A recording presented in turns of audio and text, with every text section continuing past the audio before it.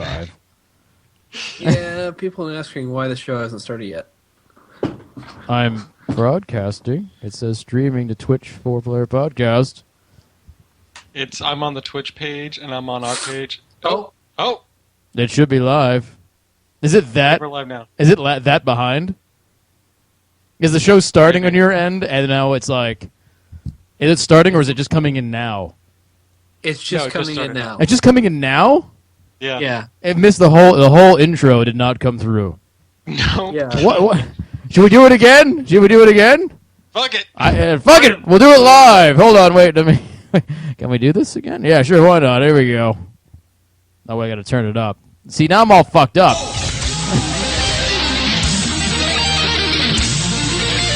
See, this is take 2. That's what we do. We do it a second time. And then we got to replay the theme, or else it doesn't work. It's not the same. It won't. It's a bad start.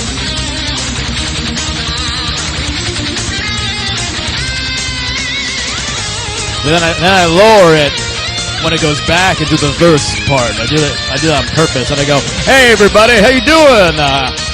Welcome to Cocktail Time. It is Friday night, but it can only mean one thing. It is time to drink and talk about video games here at 4-Player Network." And we had to do that again. Should we do it again? Should we do it a third time? Did that work that time? Finally, you're back. Am I back? Yeah, you're back. Are you sure? Yeah, I can hear you now. I don't think I'm sure. Hold on, wait. Let's do that again. We have to be sure it's working. We have to be absolutely sure. I'm not disappointed yet. Oh, great. Do it again.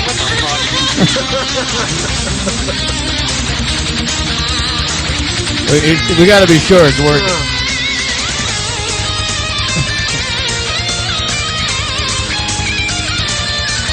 Hey everybody, welcome to Cocktail Time live at 4-Player Network. It is Friday night, which can mean only one thing. That it is time to drink and talk about video games. Hey everybody, I'm Joseph Christ, host of Cocktail Time live here at 4-Player Network. Did that one work? Are we okay? Yeah, I can hear you now. Are you sure? Yes. Okay, because I just want to be sure, because if it doesn't, we don't get it right, the whole show just won't work at all. I think we're good now. No, I don't think so. Just don't play Hold up. the intro music because we can't hear you when that's playing. It's like we can't hear anything. I gotta be sure.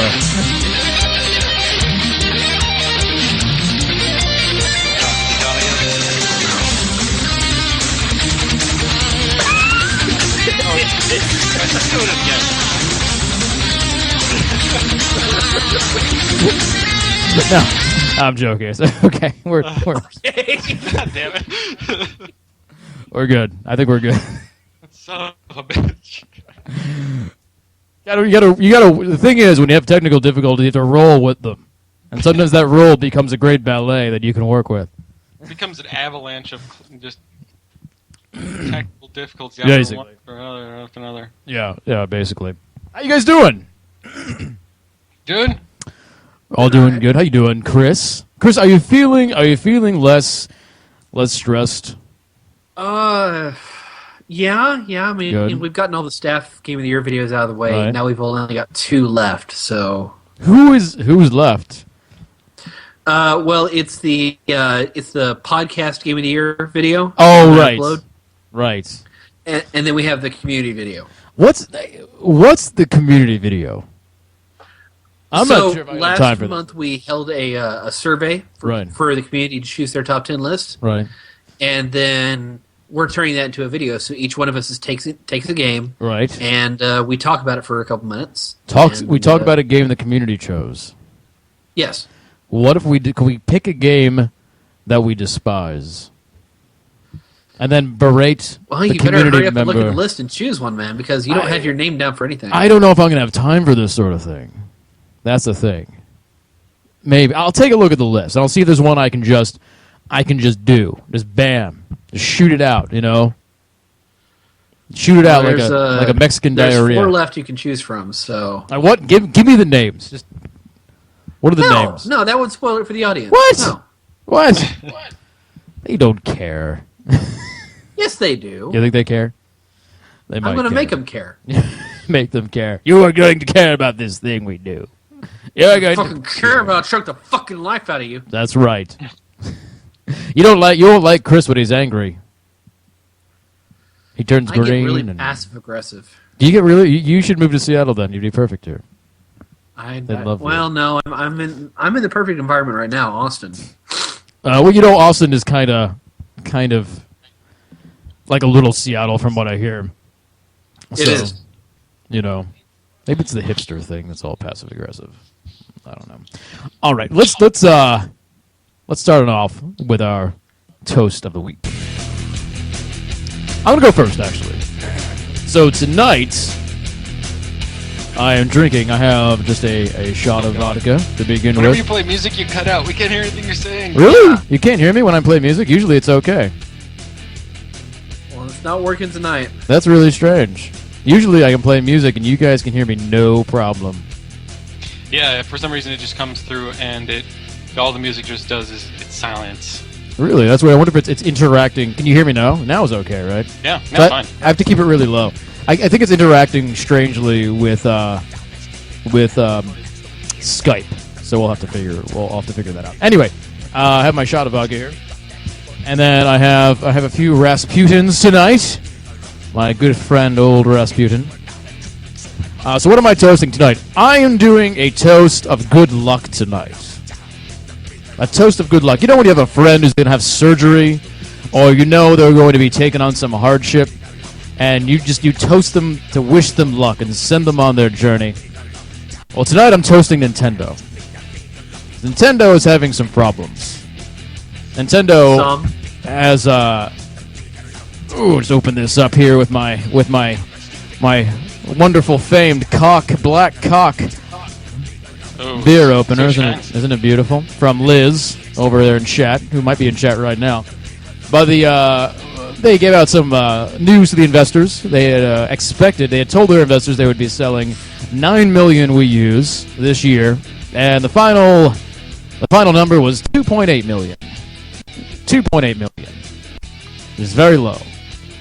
So their stock dropped considerably. They posted losses. I don't have the exact numbers in front of me, but they're having some hard times right now. So my toast is to Nintendo to wish them luck, and we can talk more about Nintendo a little bit later. Chris Davis, you're next. Well, I guess my toast would have to go out to... I guess I'll just put out to the fine staff members here at 4Player for providing me all their Game of the Year content and therefore allowing me to chew through 46 hours worth of work in the span of 2 weeks. So I'm glad that's finally over, and I'm toasting to that. And I'm drinking just a screwdriver, got a candy bar, and some tea in case I get dehydrated. What kind of candy bar? It's one of those. Remember that barbecue potato chip chocolate bar thing? The one you hated, yeah. Yeah, I got another one of those. So. Oh, you liked it? Yeah, it was good. It was good. All right, cool. It was the beef jerky that sucked Donkey Day. That's the one. It was beef jerky. All right, Bob.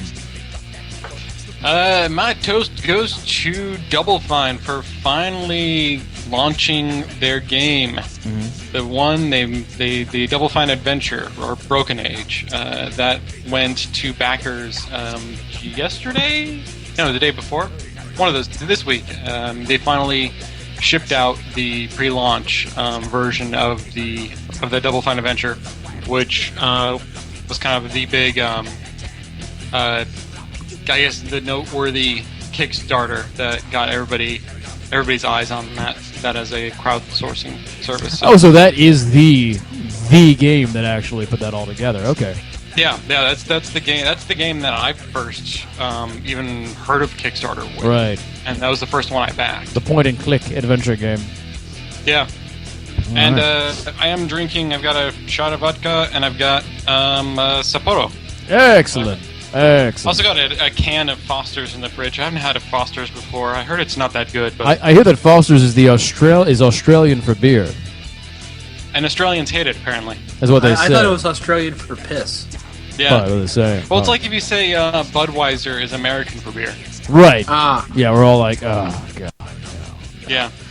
All right, so let us do our toasts. 1 and 2 and 3.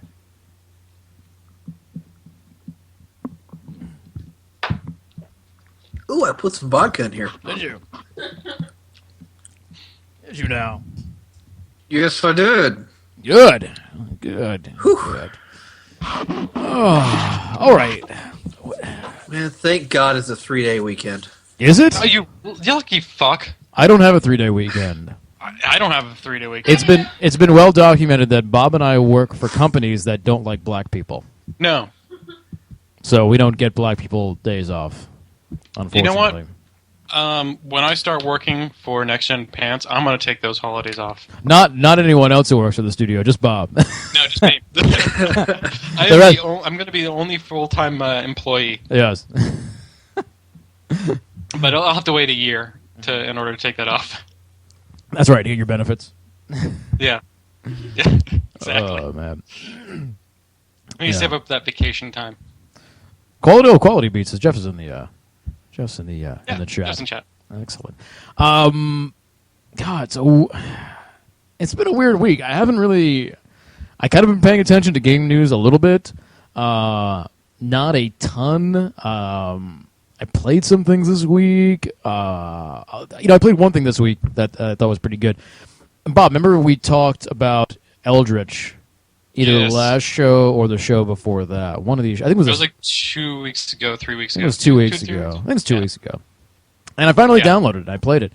It's really good. I liked it. Now, we talked before the show a little bit yesterday, I think, about this game. I was having some issues with it, and you kind of gave me some tips, and I'm actually liking it a lot more. For people who don't realize it, it's basically kind of like a roguelike that takes place in a Lovecraftian universe, but it has an aesthetic like Minecraft.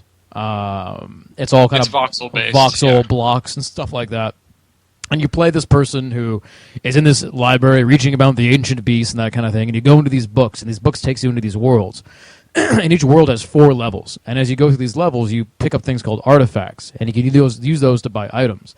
And as you go deeper into the worlds, the monsters become more dangerous, and you find more items and things like that.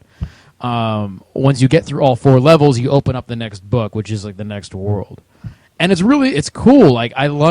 First of all, I really like voxel stuff. Something about these big block chunky worlds really appeals to me in a weird sort of way. That it's very reminiscent of a lot of the old 3D games. Maybe that's it. But it's like, even the old 3D games went for a lot of like per pixel detail. If you think of Doom, right? Like they were simple, but those pixel art had a lot of detail. Like these voxel worlds don't, and there's something very. How do I explain this? It feels nice to be in those worlds, and I think maybe because we're so used to playing video games where we're constantly bombarded by ultra detail, that to be in a sort of environment that just relaxes itself visually feels really good, and it feels really relaxing, And especially when they're in these voxel worlds where you can do things with them, like for instance, in this game you can find sticks of dynamite.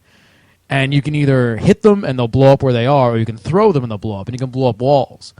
And being in a world that is sort of malleable like that also feels very good. It's like being in a big cake, And there's something about that it feels like very interactive. Like the world does not feel stagnant at all. And there's something that happens during your playthrough that makes you sort of attune to yourself to the world in a way that you can't in more static environments.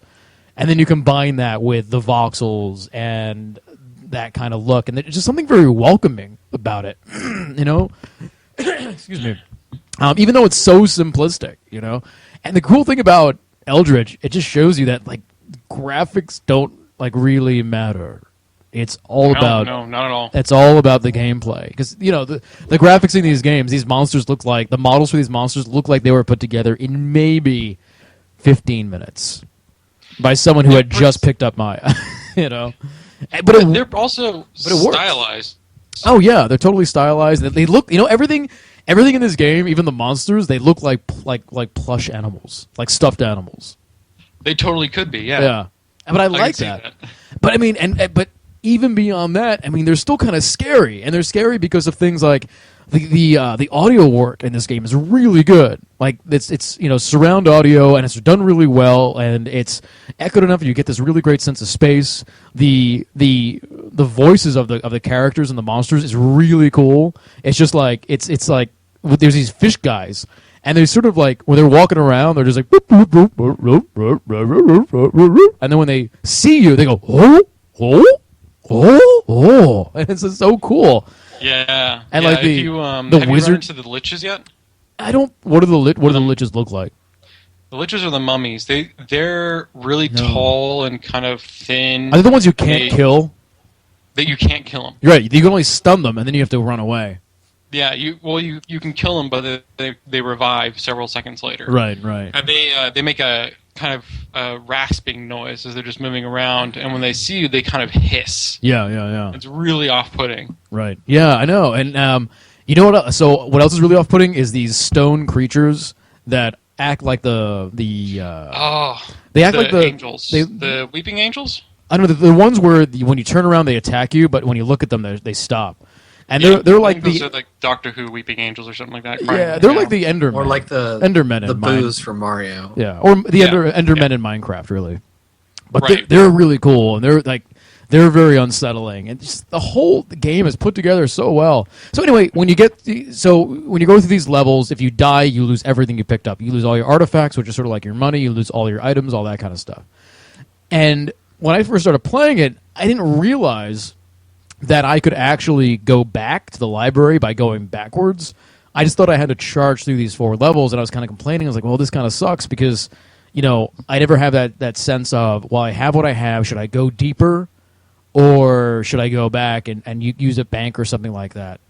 But I talked to Bob, and I found out that, yes, you can either go back to the library by going back the way you came. Even if you're on level 4, if you have this giant monster and you don't know if you want to deal with him or not, you can go all the way back up to level 1. Of course, the monsters you killed, if you kill a monster, if you loot it, it comes back. But if you don't loot it, it doesn't. So if you loot monsters, they respawn. So you still have to make it back with your stuff, but you don't have to go more. You have to go more forward. But I like it had that option. And I also found a bank on one of the levels where I could actually in the level, put my artifacts in the bank and kind of keep on going forward. But I'm really enjoying it. It's really kind of cool, and each of the worlds has its own distinct sort of flavor. I'm only on the second one right now, but the second one has more of the first one was more of like a castle and village. It seemed like in these caverns. The second one has more of a desert sort of feel to it, with like lizard men and mummies and sort of Egyptian. And I've only gotten to there. I haven't passed level 2 yet, but I'm really enjoying it. I'm liking it quite a bit. Yeah. I really hope they do more. They did a free expansion over the holidays where they did the Mountain of Madness, which is a winter, mountain cave one. Is that the one that's all the way the furthest in the library that has all the smoke coming off of it? It's snow coming off of it. Oh, whatever. Yeah, the blue. So I did go in there. Yeah, and you were at the plane. Yeah, with the plane. Yeah. You can't get out of that. Once you go in there, you're fucking in there. I died in there. Yeah. The penguins get you? No, I actually got killed. Eventually, I ended up dying from falling icicles. Oh, yeah, those got me the first time I was Those are dangerous. Those are dangerous. Yeah, those are bad. But yeah, I really makes it a lot. Yeah, but I was really loving it. I really like it quite a bit. I'm hoping to do more with it. Maybe some expansions, or I'm at that point now where I'm really excited about it. So I'm like, do more with this, make more of this, Yeah, it's fun. I really enjoyed my couple hours. Let's see how much I played with it. 7 hours, and I still haven't beaten the Mountains of Madness. It's fucking so hard. Oh, I bet. Yeah, no, it is. It does. But I mean, it's so funny. Like even this very simplistic game has such great mechanics, and it's very similar. I mean, it's like playing Dishonored, really, in this voxel sort of world. Because there's like, I think you mentioned this, but I love like there's this running and slide mechanic, just like in Dishonored, which is really cool looking, and it works really well. And you can like crawl around in stealth mode, and you can jump down on top of enemies and kill them. And if enemies have stealth kills, so if they're not looking at you, they don't know you're there, you'll do more damage. And sometimes it's one-hit kills. It's really cool, and it's all wrapped up in this sort of very simplistic looking Minecrafty world, which is very inviting for me. Yeah, and you'll learn eventually. You'll learn some tricks to how to deal with how to kind of use the world and the abilities to your advantage. Like you can actually disable some of the enemies you can't kill. Yeah, so there's different statues throughout the levels, and if you pray at the statues, you gain abilities. So you have a weapon in your right hand, and you have an ability in your left hand. Very like Bioshocky, and there's different abilities, and the couple that I came across were ability to sort of knock to attract enemies on certain walls, the ability to jump great heights. You can hypnotize an enemy so they fight for you, but stronger enemies sometimes can resist it, and then they'll attack you. But every time you use one of these skills, it uses up some of your artifacts you've collected. So you have a limited resources. And, of course, that's less stuff you can bring back to your bank. But I did have one question. Everything you have, you bring back to your bank. In the library, is there a place to buy items in the library? No. Okay. Most of the books have a store on the second level. Okay, so you actually have to take the money you want with you into the level. Depends. Sometimes there's banks in the levels, too. Right, so you can actually pull it out of the bank at the level. But, yeah, you have to bring the money with you. Normally... I would just sit back and kill the shopkeeps and just steal everything. I tried to kill the shopkeep once, and he kicked my ass. Yeah, you should learn how to manipulate the terrain a little better, because they can't climb 2 blocks. Oh, really? Okay. If it's 2 blocks high, they can't get up it. Okay, I should keep that in mind. But which is why one of the most powerful abilities in the game is the option, it's called Materialize. You can summon a block. Mm-hmm. So you can create a block where there was none before. It only costs 1 artifact. All right. But the things you can do with it are far superior to all the other abilities. Like you can take all those enemies, like run around, get all the enemies that you can't kill, have them follow you into a room, and block off that fucking room. Right. And they will never be able to exit that room. Oh, I see. You can also build your own staircases. How do you build your own staircases? Using the blocks. You keep materializing blocks. They stay there forever. Oh, I see. Okay, I see what you're saying. Okay. Yeah. And eventually there's an artifact. I think it's an artifact, or I think it's an artifact you can pick up. It's a talisman that increases the damage you do, and it also makes it so your bullets destroy terrain. Oh, that's cool. Yeah, so you can fire a pistol and shoot a hole through a wall if there's a section of room you can't get to and you don't know how to get to it. You just get to it. You can just shoot a hole through the wall and get into it. Oh, it's nice. See, that's I haven't really encountered any of that stuff yet, and I'm excited because one thing I was hoping for was I wanted more terrain manipulation.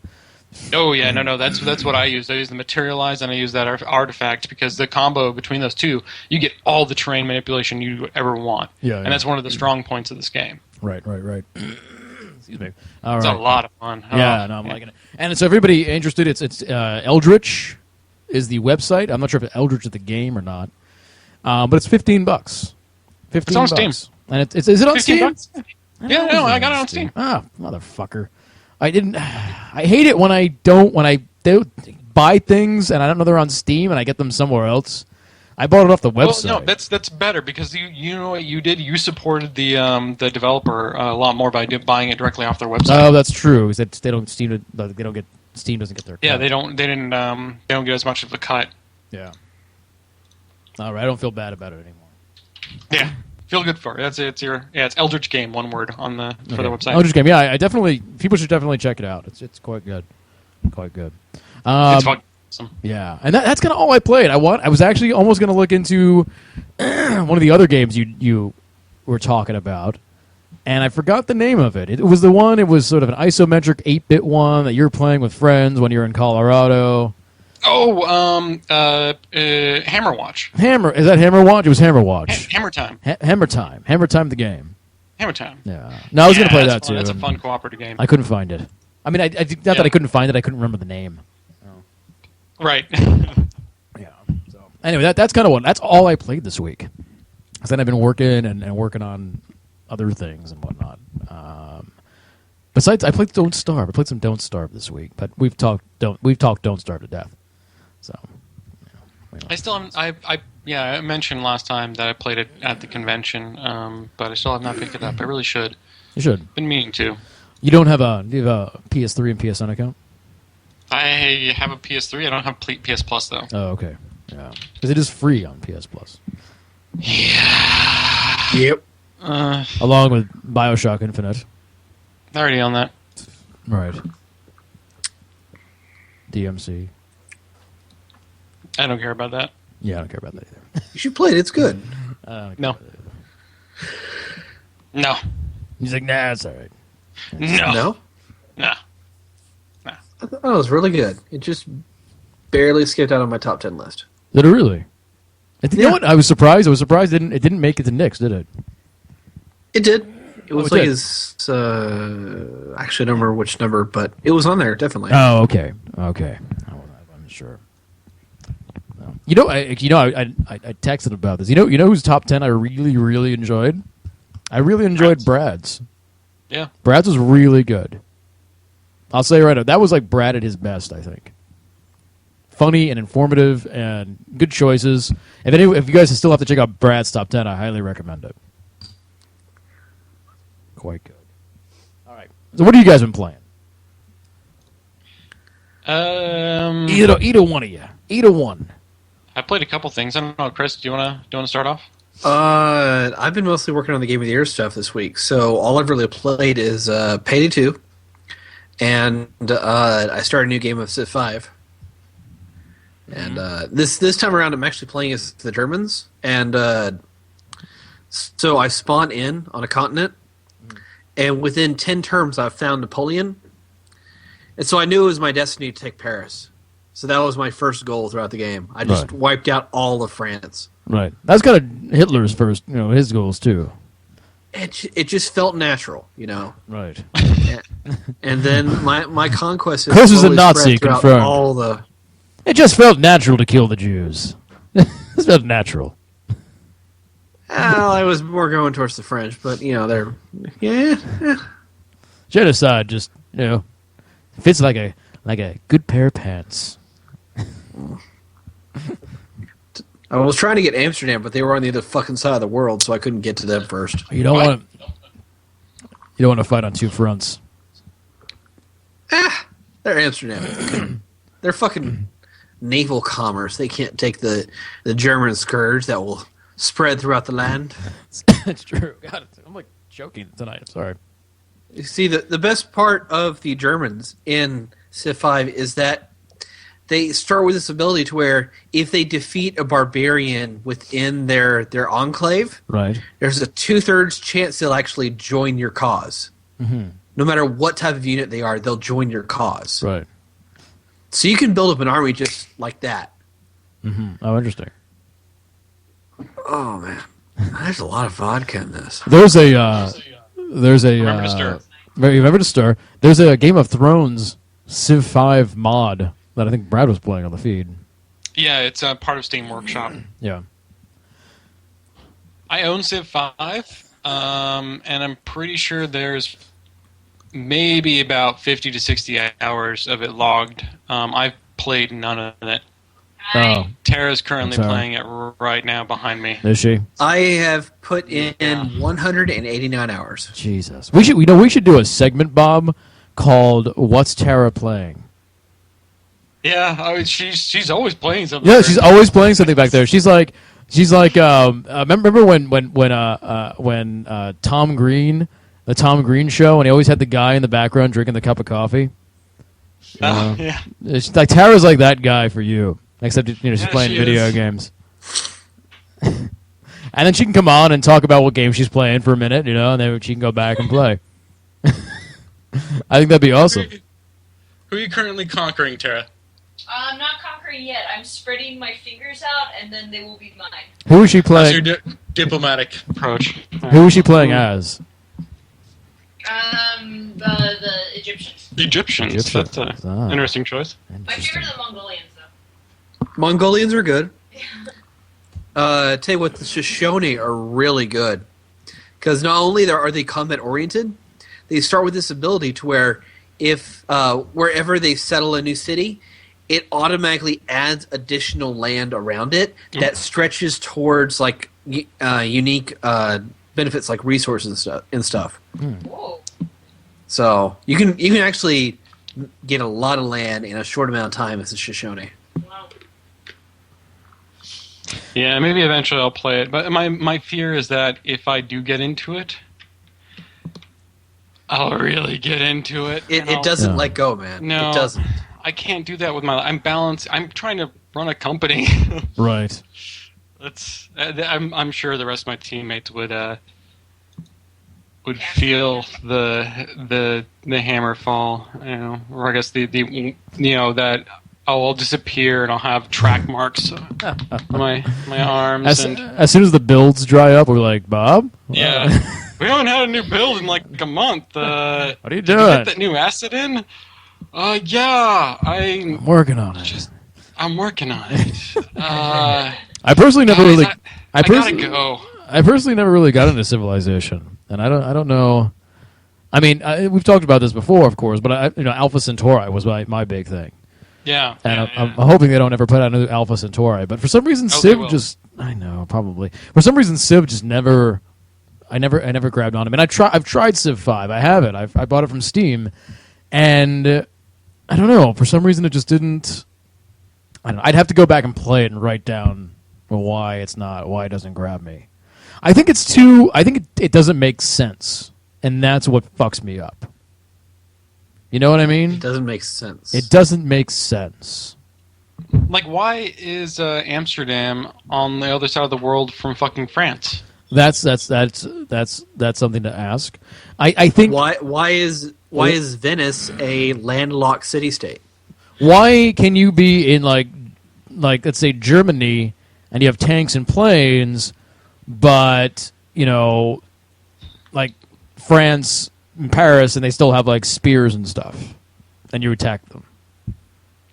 That doesn't make sense to me, and it throws me off. I mean, the good thing about Alpha Centauri is that it takes place in a fictional sci-fi world. So you don't have to like suspend your disbelief at all, because it's like, oh, I have quasar suits and they don't, and that makes you don't have to worry about that making sense or not, because there's no real history behind it. Yeah, there's no real history behind it to fuck you up. But when I'm trying to like build something that looks like the Roman Colosseum, and all of a sudden I'm getting nuked by another country, I'm like, what the fuck is that about? That doesn't make sense to me. So I think that's what it is. That's why I don't like it. I'm a big history buff, and I love history stuff, so it fucks me up, and I'm like, no, that's not right. So. Yeah, that's probably why I haven't necessarily gotten into it. That, and I know how it sucks people dry, so. Mm-hmm. Scrawny Flannelman, a subscriber watching live right now, 4pp.tv, has the same issue with multi-era historical strategy games. That's my issue. That's my issue. It throws me off, and I don't like it. I don't like it. So what I'm saying is it's me, not you. Multi-era historical strategy games. It's not you. It's me. You just need to find someone who's going to love you for you.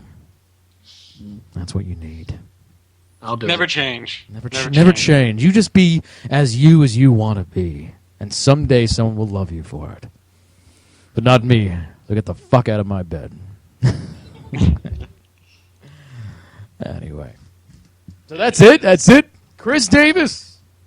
I mean, other than that and Payday 2, I haven't had much time to play. Man, I've had to be responsible. Showing up, opening your wallet, there's moths coming out. Your pockets are turned inside out. Nothing. Dust. Well, actually, Wisps I haven't of dust. been buying any games either. So. Wow, man. If you weren't working on the videos, what do you wish you could play? If you could play any game right now. I have thought about going back and giving Metal Gear Rising just one more chance. Mm-hmm. I don't Since know a lot what of people put on their top 10 list, Yeah. I'm kind of curious about that too. Mine was on Yeah. there. because I guess I just didn't get the parry system, and I still think it's stupid that I had to buy the ability to block, but and the camera system was atrocious, but I think I could maybe possibly give it another shot. I think you should. I think you should give it another shot. I think when you play, you need to go and you have to go into codec and talk to your team. There's some characters that come from Metal Gear Solid 4 into the game, and it's really cool when they do. Yeah, I know Sonny's in it. Yeah, Sonny's in it. And when Sonny shows up, it's awesome. It's like the best thing ever. Really? Sonny showing up in Metal Gear Rising Revenge is like awesome. Because she's like older and she's doing shit. It's like it's a progression of the character. She's not just a little girl just showing up for like a minute or two. She's like older and doing things, and it's a real progression of the character from what you saw in 4. Interesting. Yeah, it's really cool. It's like it was really like I was really happy about that moment. It's like, oh my god, it's Sunny! Look, she's kind of hot, and I could say it without getting on a list now. So, Big Baz with some people, yes. But yeah, I would probably also be playing DayZ because there's a new patch that's supposed to come out probably Monday. I was thinking about Sounds interesting. I was thinking about doing that today. Buying DayZ? DayZ. Yeah. How much is DayZ right now? How much do I have to pay for an unfinished broken game these days? 30. $30. $30 for an unfinished broken game these days? God damn. Yep. Jesus It is Christ. still the top seller on Steam. It's been there since it launched. It sold like 1 million copies already, or 2 million, or something Yeah, ridiculous. it met 1 million this past week, Yeah. I'm Yeah. not surprised. and Yeah. it's good. It really is. Is it good though? No, Yeah, my friends and I, when we've been playing, we've really liked it. Some big questions I have for you. Some big questions. Okay. Is it as clunky as it was? In many ways, yes. The inventory system is much better. Now I'm talking about, can I get through a door without swearing? No, not I as can't. bad anymore. No, I but can't. It's still, I can't I? No. do you still have to use that middle mouse dialogue? Yeah, everything's scroll. Yeah. Ooh. $30, huh? Do zombies still like zigzag? Armageddon. Do zombies still zigzag and like lose frames and animations and everything at you? No, they don't. They no longer zigzag. In fact, if they're chasing after you and they go into a full sprint, they'll actually leap and tear you down to the ground and start eating you. Ooh. Yeah, they're something else, but they're You know- also very, very. You know what? You don't see them very often, actually. I'm going to throw something out. I'm going to throw an idea out there. Just going to throw this out there. Okay, All right? Are you sitting All right. down? I'm sitting down. All right. DayZ, Uh-huh. but you take out the zombies.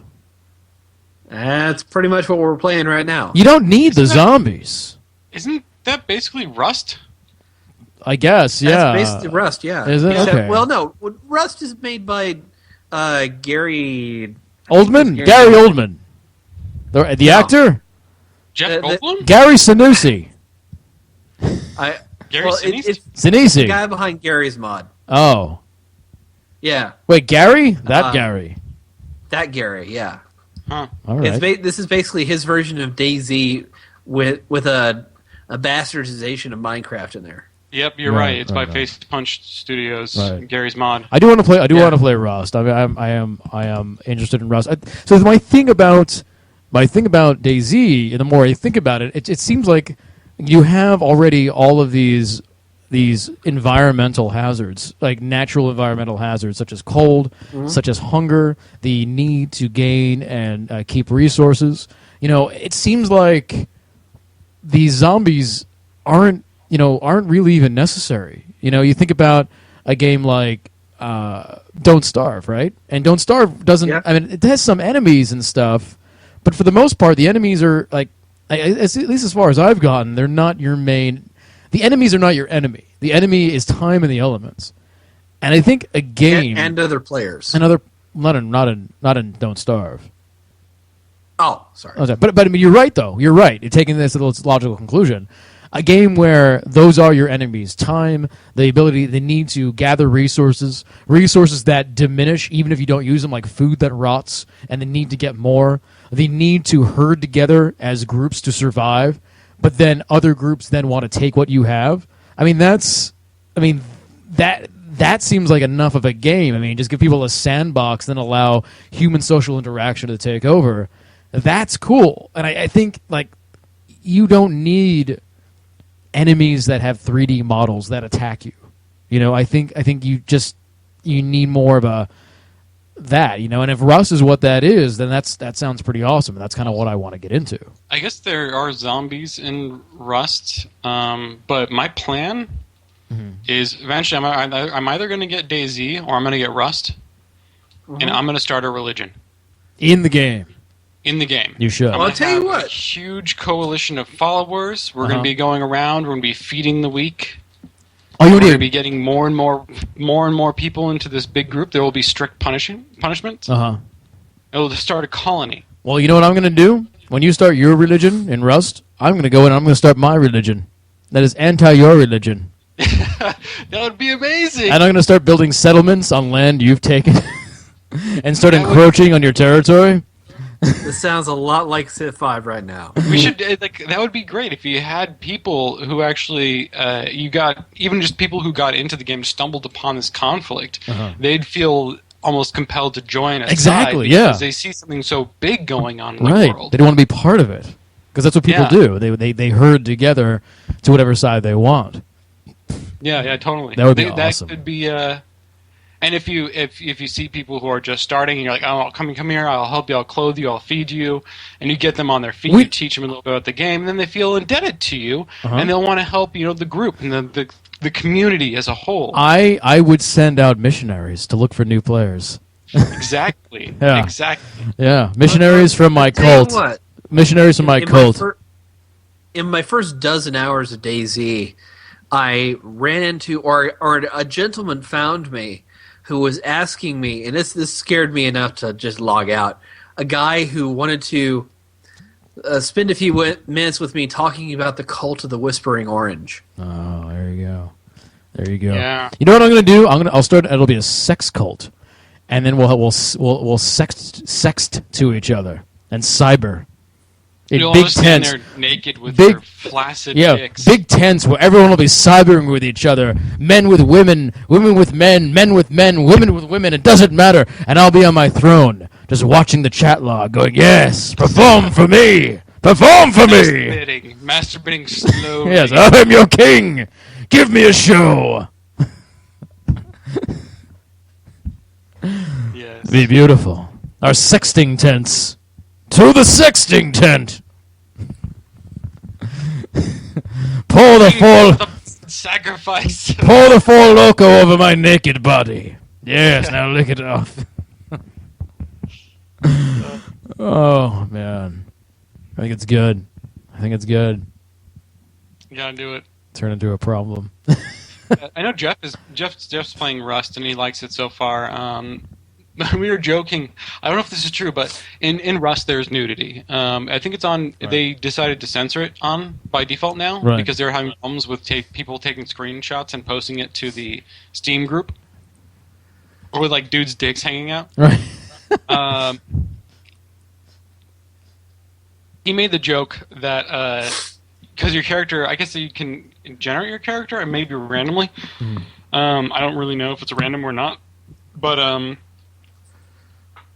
having the size of your character's junk be random, right, would be an amazing aspect to a game like that. Right, you can't choose the size of your junk, your cock. It's exactly. Like it's totally randomized. You're born with it. You're born with it, and you got to work with it. Imagine you see someone spawn and they just have this elephant trunk hanging there.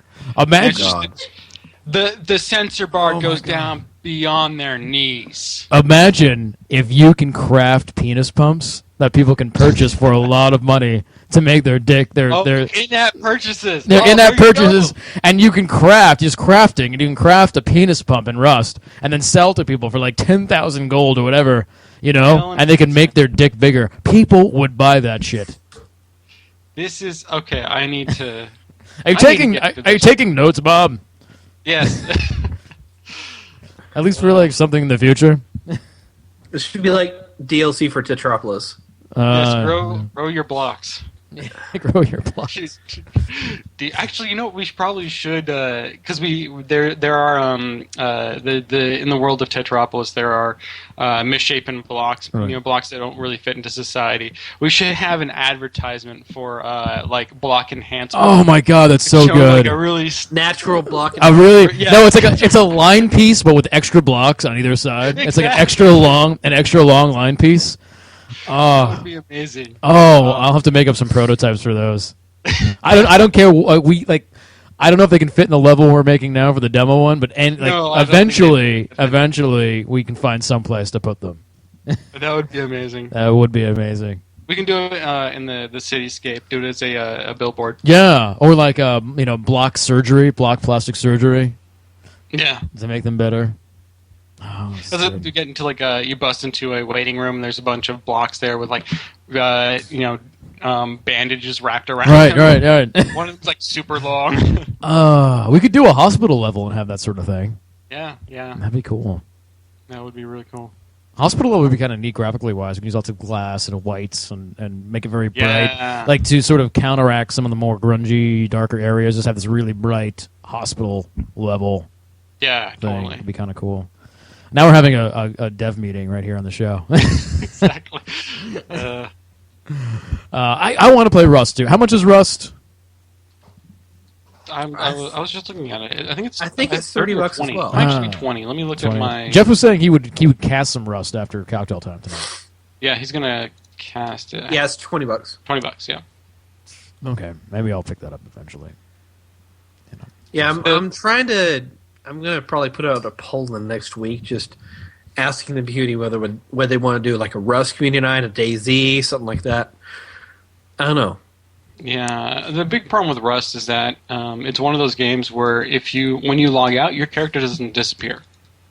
Oh, really? They fall Really? they fall asleep. Oh, that's awesome.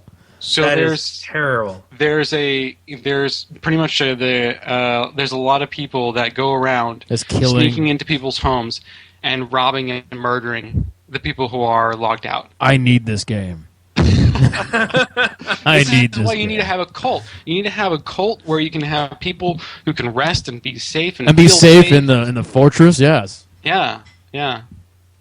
And you can hire people to watch guard over them and have different jobs for people.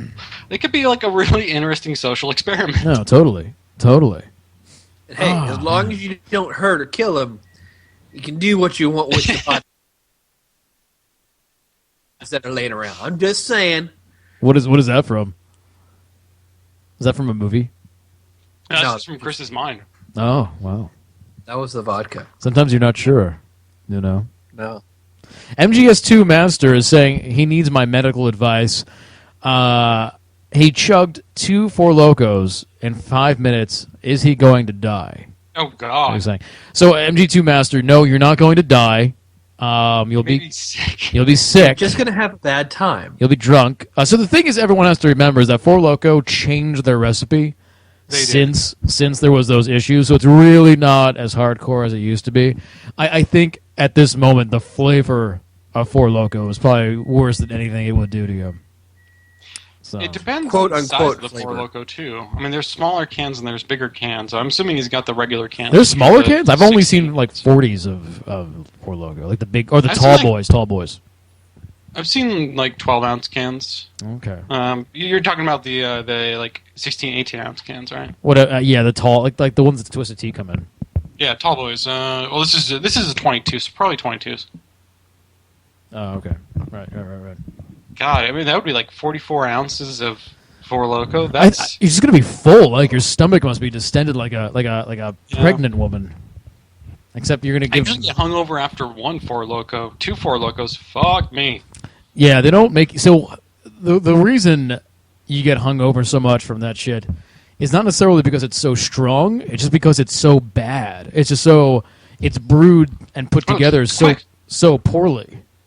Yeah. Yep. It is. Well, It is. they use low quality ingredients, and when they ferment it, if you want me to go into a little brewing nerdery here, when you ferment, when you get yeast to consume sugar, it produces a lot of byproducts. Oh, bacteria. And these a lot of byproducts bacteria. and these impurities is what causes like a lot of hangovers. Right.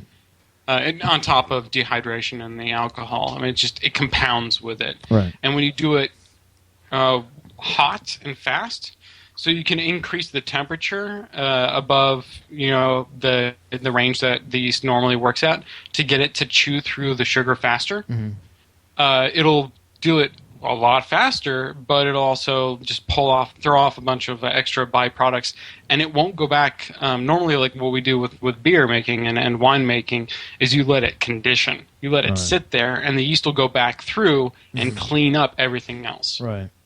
With shit like Four Loko and a lot of malt liquor, they don't give it time. They ferment it in 2 days, and then they go fucking bottle it. Yeah. Like, it's done after that. Right. They don't wait 3-4 months or weeks to do that. Right. Like, it's out the door like that week. Oh, wait a second. I hate to cut you off, but J52 is drinking Jews. Dude, I had a juice on this. Oh. Yeah, that's the other one. I remember when you had that on the show a long time ago. I started to get a hangover halfway through the can. Oh. It's bad. J52 makes terrible alcohol decisions. Well, here's the thing I'm about sorry. J52. Here's the thing about J52. I think J52 is an amateur drinker. I don't mean that in a negative way or to make you feel bad. I think you're a negative drinker, and he might not have a lot of money, perhaps, So I think what J52 hasn't learned yet is that it's better to go to the liquor store and buy cheap vodka than it is to buy like Jews or Four Loko or something like that.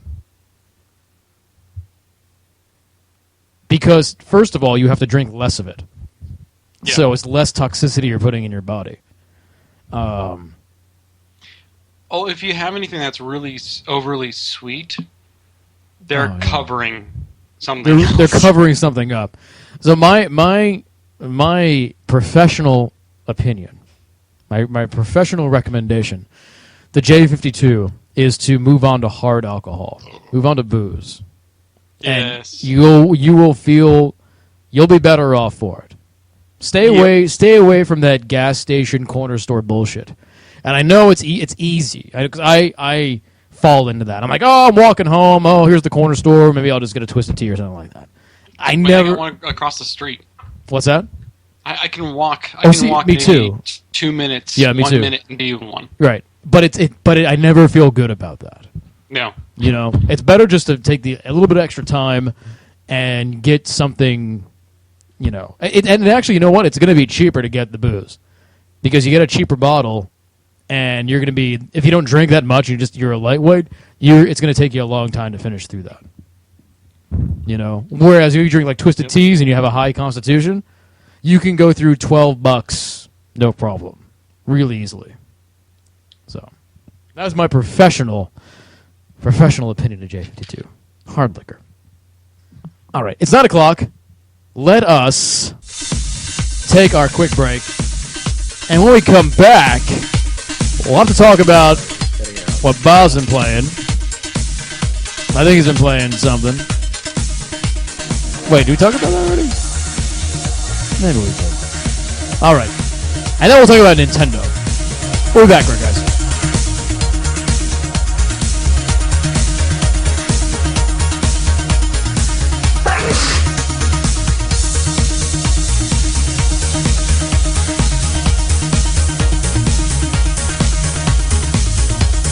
I think Joseph forgets that we can't hear him when the music goes on.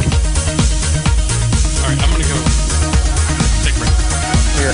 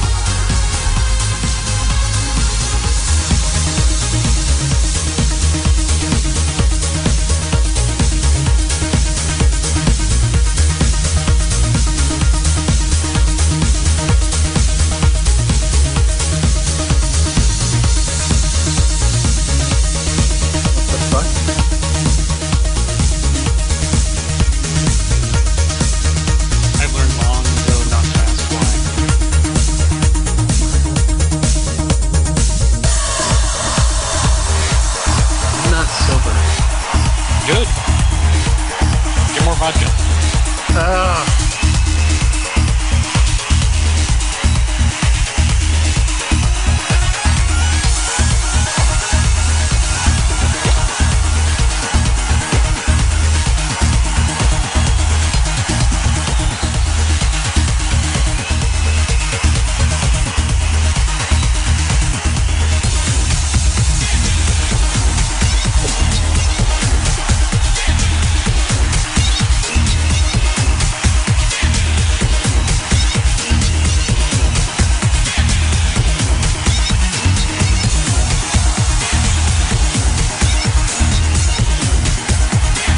All right, here we go.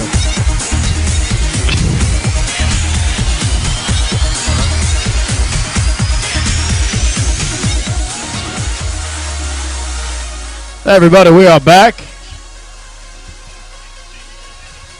Everybody, you're watching Cocktail Time Live here at 4Player Network.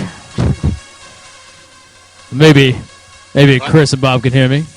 Yeah, we can hear you now. I can hear you. That's good. That's I was good. just watching a video that Chris linked. I'll have to watch Yeah, that. it's a fantastic video. Yeah. I'll have to watch that later. We'd like to thank everybody for coming out and watching us tonight. Watching us on 4pp.tv. Especially thanks to our subscribers, people like Sizen, people like Scrawny Flannelman, people like MGS2 Master and Adja and Jordan D808. Hello, Jordan D808. Subscribers really help us do what we do here at 4Player Network. And if you do like what we do here, including our podcasts, our broadcasts, all that kind of good stuff we do as you think about subscribing, you can do so over at Twitch TV. It is $4.99 a month. Like I said, it really helps us out. But we want to thank everybody for coming out tonight and watching us. Even if you cannot be a subscriber, we do appreciate it, and I do love you all. I do appreciate you guys coming out and watching us tonight. It's great to see everybody. So do we get to everybody's what they've been playing? Is that it? No, you didn't get through me. They didn't get through you. Okay. What have you been playing, Bob? I played 2 games today. 2 games today. Because I've been way too fucking busy this week. You have been. What have you been playing? The first one I played... I played a little bit of this before. I picked it up because I was doing research. Right. Shadow Complex. Oh, yeah. We were talking about that. We were talking about, in particular, how they handle platforming on a 2D plane with a 3D environment. It was more about like giving the aesthetic of a large 3D area within a 2D plane. Yeah. Right, and that'd be able to convey to the player what they can platform on and what they can't. Right. And like we guessed, they use a lot of lighting. Yeah. They show what is there. A lot of lighting. They light the foreground, and they have either a far away, well lit background, or they have a darker lit background. Right. So they do. There's that kind of contrast between the foreground and the background. Mm-hmm. They can swap sometimes. Like there will be like dark foreground but light background. Right. But you can tell the difference between the two. Right. They use lighting almost like a spotlight to show the player what they should be paying attention to. Yeah, exactly. I mean, it's also a really good tool for drawing attention to the different aspects of the environment. Mm-hmm. Yeah, I mean, there's some there. If you just started playing, you probably didn't get to these areas yet. But there's some areas, even beyond just the lake scene, which is kind of the big part of that game. But other areas where they go, the background goes way back, like way back, and it's really cool to see, and it's just really neat. It just sort of blows the whole thing open, and they're able to, some areas are claustrophobic because they're supposed to be, but other areas just have a very open feel with very limited space, which I think is really, really neat. Oh, it's very well done, and they did an amazing job of conveying that just to the player where the playing field is without making it feeling too claustrophobic. Yeah. How far did you get? I'm not terribly far in yet. I would really. I think I restarted the game a while ago, and then I picked it back up. I would really recommend playing from start to finish because just the idea of the character progression and the abilities you get and how powerful you end up feeling and how well they handle the backtracking and all that. It's so majestically done. I There's already can see there's a lot of areas where I'm like, I'm going to be backtracking here because there's a because you have a flashlight that tells you which items you need in order to progress through a certain right. area. It glows there's a colors, specific right? Grate or like a wall or something, you need a specific type of gun or specific type of tool to be able to get past it. Right. And there's a ton of those. Yeah. Yeah. No, Just I have to know. walk past it. And when you start actually upgrading your suit to do cool stuff, that's where like it gets very cool with the things you can do. Yeah. Yeah, I haven't gotten to the acquisition of the suit. I know you obviously get it because you play with it in the first scene of the game. Yeah. But I think I'm relatively close to it now. I just need to keep playing it. I think I'm probably maybe an hour to 2 hours in. Right. And there's something so brilliant about, and I think Castlevania did this. Shadows of the Night, I think, did this, or I think so. Symphony of the Night. Symphony of the Night. But the idea of giving the player everything for the first minute of the game, and then taking it away, just to give them a taste of what they can do later. It's like this, like a giant carrot on the stick at that point. It's like, here's how powerful you can be. Now we're gonna rip it away, and now you have to get everything back. It's a great way to handle, player progression at that point. It's kind of brilliant. So.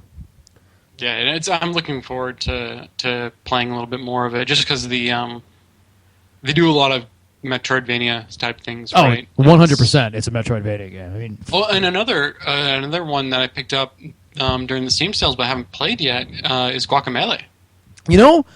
I didn't give it much attention, but now that Brad put it on its number 1 and it was on a couple other people's top 10, I might have to go and give it some time. I picked it up a while ago, and I just haven't gotten around to play it. I really wanted to play it. I knew it's another Metroidvania type style game, and given that we're making a similar Metroidvania type style game, ours is so fucking weird. Like when I started looking at our game, I'm like, this is a weird game. What, our game?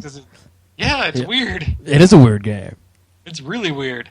Yeah, it feels weird. I don't know if that's good or not. I think it's good.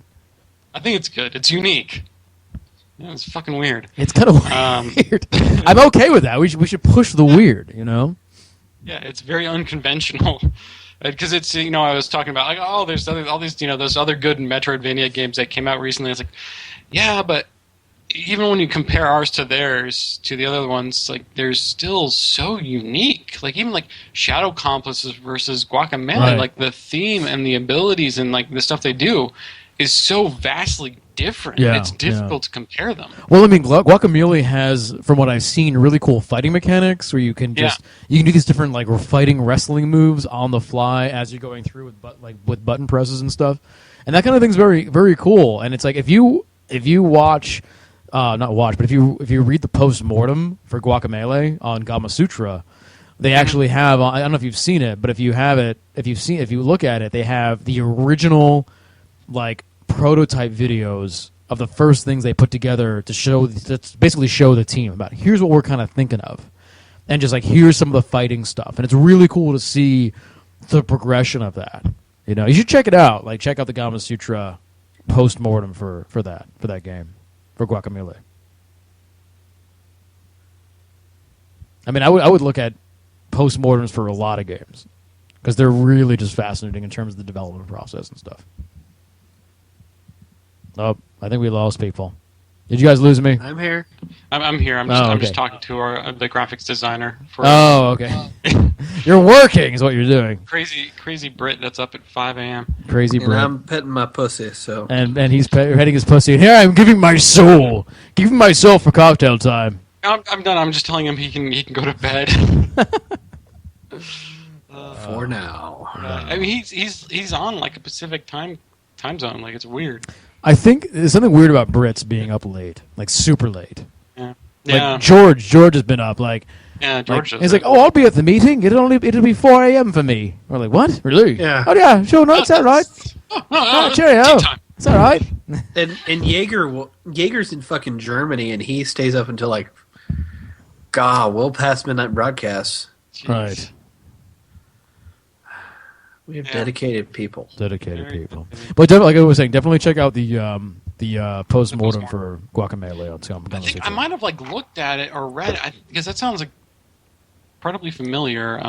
But I'll look at it again. Yeah, definitely. Definitely. Yeah. What else besides Shadow Complex? Broken Age. Oh, right. I have a code for that. I just haven't downloaded it yet. So I played 30 minutes of it. Therefore, I'm an expert. You're more of an expert than any of us. How point and clicky is it? Adventure. Very point and clicky. Okay. That's what it is. But I mean, does it translate well? It's good. I like what they do with the point and clicky because the reticle changes for where you're pointing on. Normally, it's a crosshair, so you can click and move around. Sorry, I'm not trying not to vomit. So when you mouse over something you can interact with, it changes. So you don't really have to pixel hunt too much. Okay. Because you can just kind of broad sweep, and the hitboxes are relatively large. It's very easy to figure out what you can interact with and what you cannot. It has that just super, super strong sense of Double Fine humor. Like it's funny. It's good. Well, yeah, Double Fine's really funny. I mean, yeah. Yeah, it's. I'm having a blast with it so far. It's had me laugh out loud a couple of times already, and I played 30 minutes of Velenius. The girl's story. It actually, if you don't know, it follows. There's two different stories going on. I believe in parallel. There's a girl and a boy, and they both have their own kind of their own problems that they're trying to solve. And I believe their narratives start off very separate, but I think they end up merging at some point. At least that's the sense that I got. Interesting. I mean, otherwise, why would you tell two different narratives in the same fucking game? Unless they merged at some point. Right, exactly. Because otherwise, why wouldn't you just make two different games? You probably would. Yeah. Yeah. Well, it is split into two parts. Well, then you'd this be. is the I'm just curious Kojima. whether the first part encompasses entirely the girl, or if it goes back and forth. You choose each. You can switch on the fly. Actually, I believe. Oh, Okay. That's Yeah, kind of neat. like That's kind of neat. I saw on the menu, like when I was checking Vel's inventory, I saw the boy's portrait. So I'm assuming I can click on that and go straight to his story if I wanted to. So I'm assuming there's some kind of asynchronous play between the two. So here's my question: as far as point and click adventures go, is it better or worse than Martian Memorandum? Martian Memorandum? Martian Memorandum. Yes. And Jaeger's in the UK. Apparently, goddammit. Jaeger's not German. Oh, I'm sorry. I didn't Chris know, Davis has okay? Germans on the Thinking of brain. the drink. I could have sworn, okay? I'm sorry. I think you were just thinking of Germany, Civ 5, killing the French and the Jews. Yeah, it's because the Jägermeister. Oh, Yeah, I see. I could have sworn he told me that he was in Germany. I didn't even make that connection. He might be vacationing in Germany. Yeah, he might have been like, I'm in Germany at this very moment. We already know that Chris is super racist. We know. Oh, Right. fuck you. I know. I'm surprised Malia hasn't been, upset about the white sheets that Chris is always wearing when he goes over to Brad's house. I'm surprised she hasn't killed Brad for some of the things that he has said. But no, Oh my god. Brad's allowed though. He's got to get out of racist jail card now. Well, he has that card because she can beat him at any That's moment. true. Yeah, that's exactly. She takes it out on him. You son of a bitch. He's saying. It's like a debit card. It is. She's like, I'm going to make a withdrawal, bitch.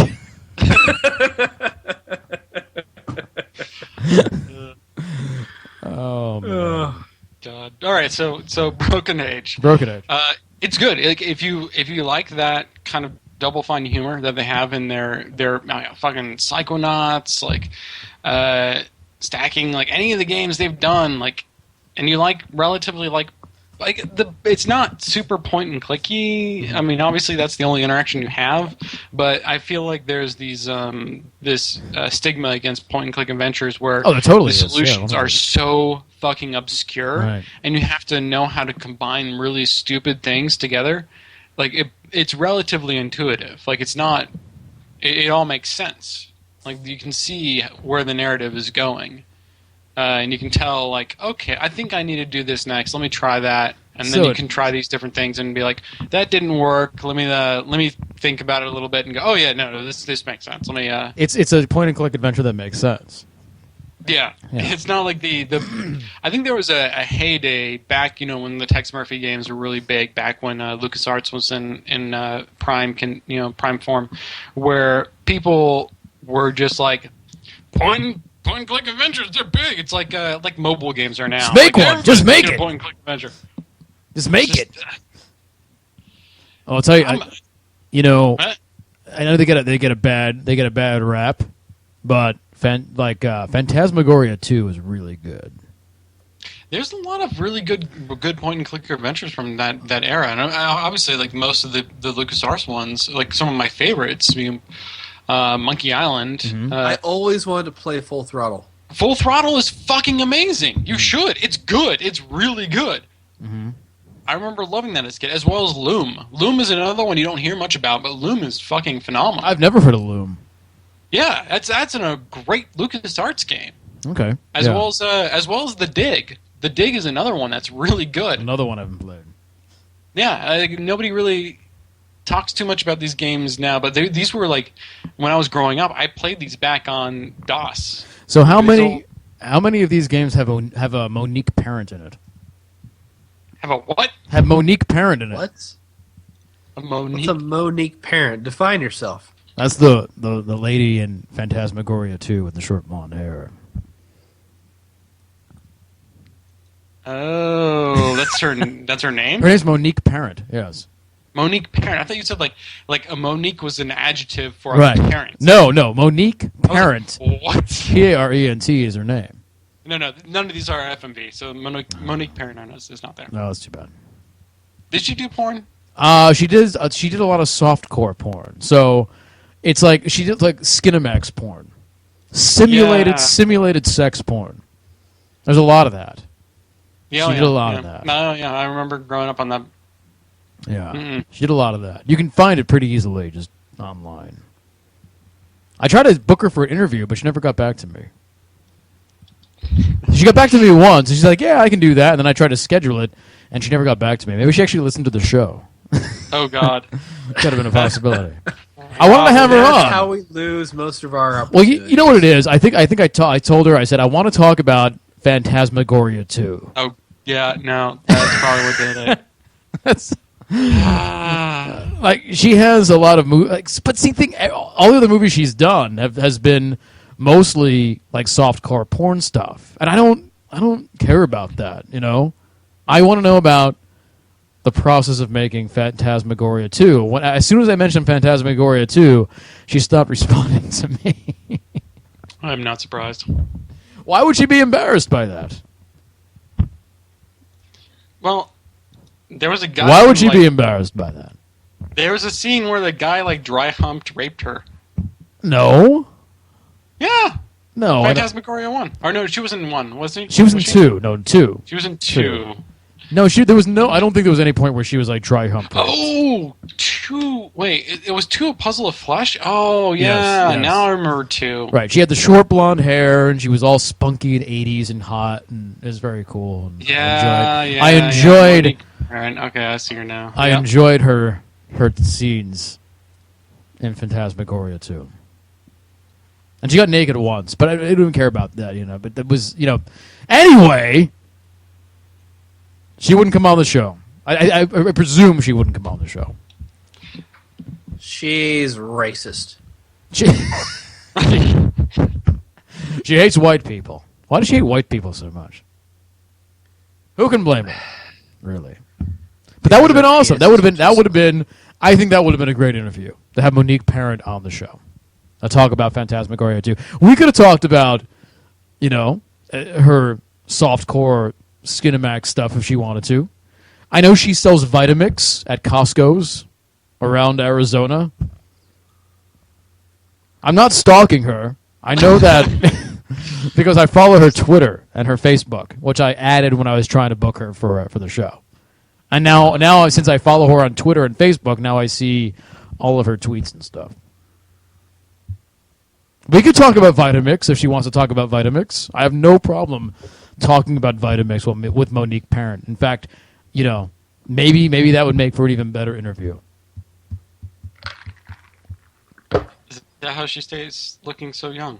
I don't know. She looks good. She does look quite good. I mean, the foundation was always good anyway. That does help. What's that? That does help. It does help. That does help. Good foundation. That's a good foundation anyway. It's good. That's a double. That was a double entendre you just did there, Bob. Very nice. You're very proud of yourself.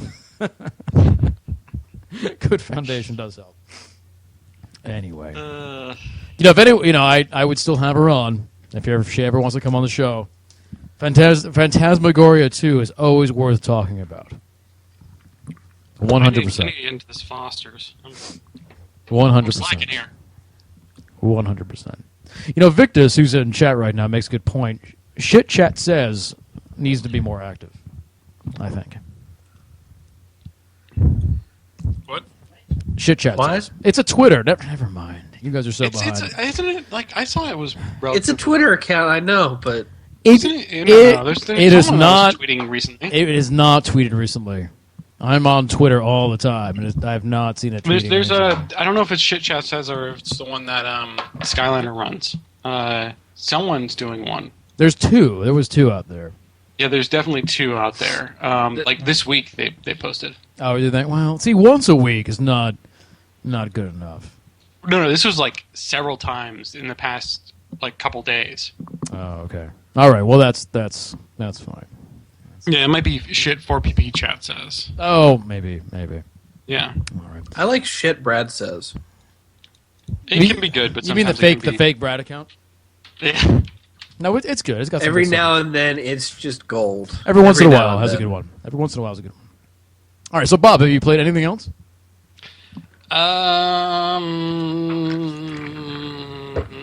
Broken Age. Yeah, we talked about that already. I played a little bit more, probably more Mass Effect 3, but I've already talked about that. Yeah. I'm trying to Good get man. into it, We so. talked about that quite a bit. Yeah. I mean, Chris is madly in love with that game. He is. He makes love to it. all We the time. we had a love affair out back by the shed. Tell me about your love affair out back by the shed. Oh, That's baby, she just walked up to me one day and walked in my life and said, Right. "It's March 9th. It's time. Time." Wait, hold on. So we went out back, and the magic started to happen, and I played through all of spring break at the college, just nothing but Mass Effect, and the good times were shared. The awesome times. The amazing. I mean, I want to play that game again, but I want to play through the entire trilogy again. Damn, dude. Did you get The trilogy? That's like a threesome, you mean? That's hot. It's hot, baby. I like it. Play them all at once. At the same time, get 3 monitors set up. No, you gotta A do Mass it Effect. one at a time, baby, so you can build up the love for each next game. That's how you gotta do it. Yeah, I got The each love monitor. builds, especially when you import your save, and you save the Citadel, but you say fuck the council. Oh, baby. Fuck the council. I kept the council around. Ooh, fuck the council, baby. I did too, because I was a fucking Paragon asshole. Yeah, that's what I'm playing in Paragon Asshole. That's one of the things I hate about those I was gonna say paradigms, kind of morality systems is they're so fucking black and white. They really are. They're There's so very few black games and white. which there's like real gray morality. Well, yeah, and you fuck yourself when you go gray, because you don't get to unlock any of the perks. Like, it's really just it's a 2-choice system, and fuck you if you choose to do a third choice. Yeah. It's bad. It's really stupid, and there are games that do it right, in that they allow you to choose, do whatever you want in the situation, and they don't reward any choice. They allow you to feel like I'm going to make this choice, but it's you get to put your own significance on it and be like, this character's not there anymore, or you get some kind of alternative ending. But prescribing a bad and a good ending makes you feel like you got cheated because of some choice you made. It's the last game I really played that had some really strong gray morality to it, I think, was Stalker: Shadow of Chernobyl. Speaking of which, all the Stalker games, they're great. You really should give them a try. I have all of them. I haven't played them yet. You really should, especially Call of Pripyat's my personal favorite. Do I have Stalker? You might. I feel like you've bought it before. I'm pretty sure I have it. Wait, what's the... I don't see... Oh, no, here it is. Call of Pripyat, Clear Sky, and Shadow of Chernobyl. Pripyat. Pripyat. I actually started reading the Metro Last Light book, or Metro 2033. Right. I really want to like the book, but it's just it's such a dry read. I think it's really dense and dry. I think one of my favorite moments of covering any convention was probably interviewing the writer of the Stalker series, but not realizing it was him, not knowing who the fuck he was until like the cameras were rolling. Did I find out I'm like, who are you? You found out like 10 seconds before we started the thing. Yeah, that's right. I was like, I'm Joseph, 4-player. He's like, I forget his name at the moment. What's his name again? Dmitry Glukoskovic. Oh yeah, I'm Dmitry Glukoskovic. And I'm like, oh, so what do you do for the game? And he's like, I wrote the books that the games are based on. I'm like, oh shit. Yeah. I wish now would have been a good time to read those. I always want to. If I would have known that we were going to interview him, then I would have fucking prepared for the interview and done it myself. Oh, I would have. I wanted at that moment. I wanted sort of a Matrix thing, or I can be like, home base. Pump all the books into my brain at this moment. Yeah. And it's like, now I know kung fu, that kind of thing. So it's like, holy shit, I am not prepared to be interviewing this guy at all. I think it turned out pretty well, but it was like one of those oh my god moments. It's like, Jesus Christ. I'm sorry, I don't know who you are, sir. I didn't mean to insult you, big Russian man. This beer tastes amazingly generic. What are you drinking? Foster's. I hear it's Australian for beer. So here, let me tell you something I did on Sunday night last weekend. No, this is not bad. This is not. Chris is already like, oh god. I did something I haven't done in like 15 years. 15? Let me guess. 12 years. You grabbed a stick of butter. Rubbed it on your balls. Dipped it into a little deep fat fryer. Dish. No. A dish of sprinkles. Right. So you adhered a thin coat of sprinkles on your balls.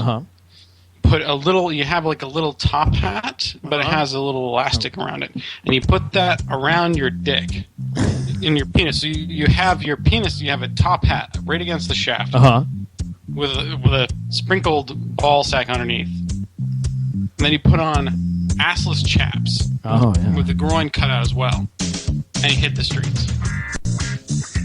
No, I didn't do that. No? Oh, damn. No, I didn't do that. I should. That seems like something you've planned in the past, Bob. That's not something that you just don't come up on a whim. If Bob ever does get married, that's what we'll have to make him do for his bachelor party. Oh God! And we'll take him to Haight-Ashbury and walk him around on a dog leash. I've been there, but no, I've been there a night. You know what? I'll take it a pony. The bar pony, the gay bar pony. Oh, in Seattle? In Seattle, yeah. That had the actual, like, the close-up ass fucking on giant monitors in the bar. I would just go into any gay bar in San Francisco. Yeah, that's pretty much what happens. Here's what happens. No, I went to Red Lobster. Red Lobster? What the fuck? I know. It was so weird. Well, my housemate wanted to go, and I was like, well, sure. I haven't been to Red Lobster in a very, very long time. And I went, and it's kind of a weird experience. Like, I don't really go to chain restaurants in the first place, And if I do, I go to pretty low bar, like IHOP sort of stuff. You know what I mean? Like after the bar, let's go to IHOP or whatever. Like places that are chains and kind of fast food, but they know it and they own it, you know, and they know who they are.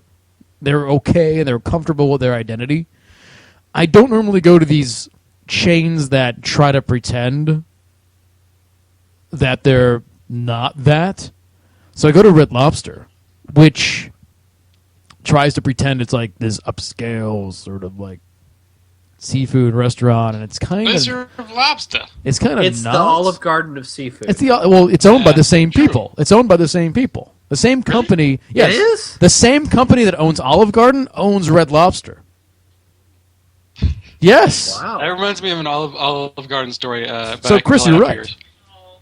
Let's hear the Olive Garden story. Then, because I don't really have much of a story other than the fact that it was good. I enjoyed my food, but I did want to die afterwards. Did it sit a little heavy, or It's was just it? a little, man. It's a little heavy. It's a lot of like. Popcorn shrimp will do that to you. No, I had the wood. What is it? It's like the wood basted platter thing, you know, and it's like wood basted. It was a good cedar. I don't know. It's like this wood platter baster thing. I don't know what the fuck it was called. They all have these names that don't make sense. They're like, this is the olive basted cedar wood lobster. I'm like, all right. Pine. All right. So here's one thing I get. So I sit down, right, and they have those little muffins, those little cheesy muffin things. Biscuits, yeah. Those biscuits, and I kept on thinking about the guy who ate 400 of them and then went into a coma on the floor of the Red Lobster. Did you hear about this guy? No. I think I remember this story. Yeah, so he was a guy, and he went to Red Lobster, and he's like, oh, these are really good. And they're like, well, they're free. You can eat as many as you want. He's like, really? He's like, I can eat as many of these things as I want, and I love them. And they're like, yeah. And he's like, okay, I'm going to eat as many as I possibly fucking can. And I think he ended up eating something like 400 of them. Just sitting there. Maybe that's a little much. Maybe it was like 200. It was a lot. It was in the hundreds. I remember it was in the hundreds. And then he says, I'm not feeling so well. And then he falls over and starts convulsing on the floor. Wow. On the floor of the Red Lobster. And he goes into a coma. Immediately.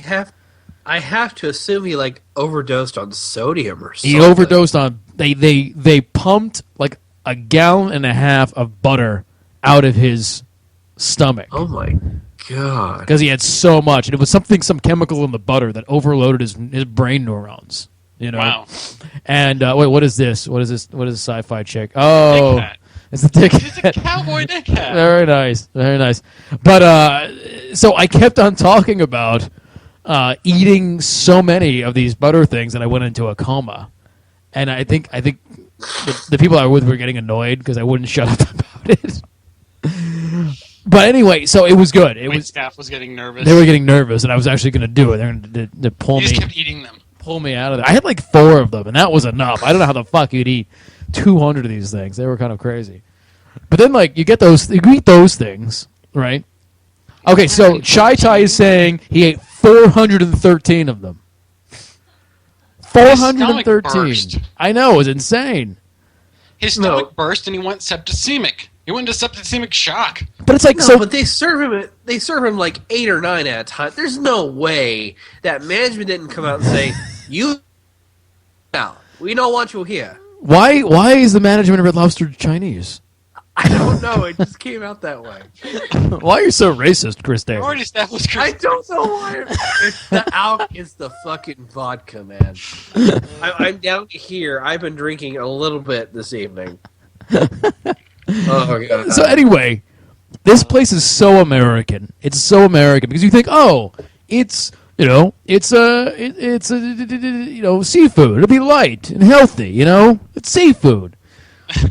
So Seafood basted in butter. so the biscuits are free and they're fatty. So you're eating those, and then they're like, oh, it comes with a salad. That's healthy. I'll take the Caesar salad, and they give you like a spackle bucket of salad. They just pour on your fucking plate, And it's like, Jesus, it's a lot of salad. Like, I'm already full. I haven't even eaten yet. I haven't eaten yet, and I'm already full. And then they bring your platter of stuff, and it's like, it's seafood, but it's like the butter is like dripping off of it, and it's like nowhere near healthy. And I made a terrible, terrible, terrible mistake. They're like, well, you have all these sides you can get, but if you want, you can get one of our specialty sides. You can get our lobster mashed potatoes. I was like, that sounds pretty good. How much is it? Lobster mashed potatoes? Yeah, it's like $3. I'm like, okay, give me the lobster mashed potatoes. I'm already spending like $27 on an entree. Fuck it, $3. I'll get these lobster mashed potatoes. They sound pretty good. So they bring it. Well, actually, first of all, they brought me the wrong side, so I had to ask for it. I'm like, hey, these are string beans. There's no potato or lobster in this. Can I get my side? I ordered. So they brought it out. And it's mashed potatoes, but they drench it in this sort of cheesy, creamy sauce with then chunks of lobster on top. And it was just too much. It was like you take one bite of it and like every cell in your body revolts because it knows you're eating something so unhealthy. Like my heart was just like, no! It was so bad. It wasn't even good. It was just, I did not enjoy it. But I don't know, man. It was good, but like I don't feel like I'm gonna live much longer. You should try crab and corn chowder. That's pretty good. No, I don't like chowder things. No, corn chowder is not something I want to be a part of. But I'm just saying you think you go someplace and you get seafood and it'll be healthy, and you go to Red Lobster and it's like American seafood. So it's like, no, we're not going to give you healthy seafood. We need to drench this in as much butter and cheese and crap as possible. But I do want to hear Bob's Olive Garden story. Oh, God. Okay, so imagine this. So this is when I was living in San Francisco, and I decide, we have a red, not a Red Lobster, but an Olive Garden that's near us in one of the malls when we were living in that area of town, and decided, you know what, we're going to go out and eat tonight. We're going to go and have a nice dinner. Mm-hmm. And so Tara and I go into the restaurant and we order our food. Wait, you said you're gonna have a nice dinner at Olive Garden? That was the nicest fucking thing around that area. Oh, right. There was really not much out there. It was a shitty part of town. But it was we went and we ordered our food. We ordered a salad because you obviously go to our Olive Garden, you order pasta, and you usually get a salad. You get a nice garden salad, right? And we're eating the salad, and I remember Tara remarking like, "Wow, I think it's kind of amazing, the chefs here." Like she was commenting on the tomatoes specifically, saying, "Oh, the chefs really care that they actually choose to pick these tomatoes that are actually like really fresh." So this is the waitress saying this? No, Tara. Oh, Tara was saying this. She's eating the salad, right? And I'm eating my salad, and I have tomatoes, and I'm like, yeah, that's pretty good. And I notice I have one tomato, and I flip it over, and I notice there's kind of this black thing in the tomato, right? And these are tomatoes sliced down, sure, the middle, so they have that kind of the gaps where the seeds are, right. And there's this black thing sitting in the gap where the seeds are, and I'm like, what? Tara does not look amused about this. What is that? And I take my fork and I'm kind of like digging at it, and I notice when I poke at it and pull away, there's a little leg that gets pulled up by the fork. Right. And I realize this is a cockroach. In the tomato. Farm fresh. In the tomato. So I take the tomato and I pull it off to the side of my dish and then finish eating my salad without saying a word. Because Tara is terrified of cockroaches. Oh, really? So you kept the secret from Tara so she wouldn't panic Exactly. and run out of the I kept restaurant. it a secret from everyone. Tara's like, this is really good. The tomatoes are really good. I'm like, yeah, the tomatoes are great. They're great, Tara. They're really great. Eat up. Eat up. Let's clean this up. Can you take away this extra dish, waitress? I like those tomatoes, Tara. I'm finished with this. Wow. Oh God. How was the rest of the food? Was it all right? It was good. The rest of the food was fine. It was surprisingly cockroach free. Oh, that's always a good Surprisingly, cockroach. That should be Olive Garden's catchphrase. Olive Garden, surprisingly cockroach free. sign. I'm going to put that on the Zagat review website. Oh, here. you should. You should. Oh, sometimes. Oh God, that reminds me. There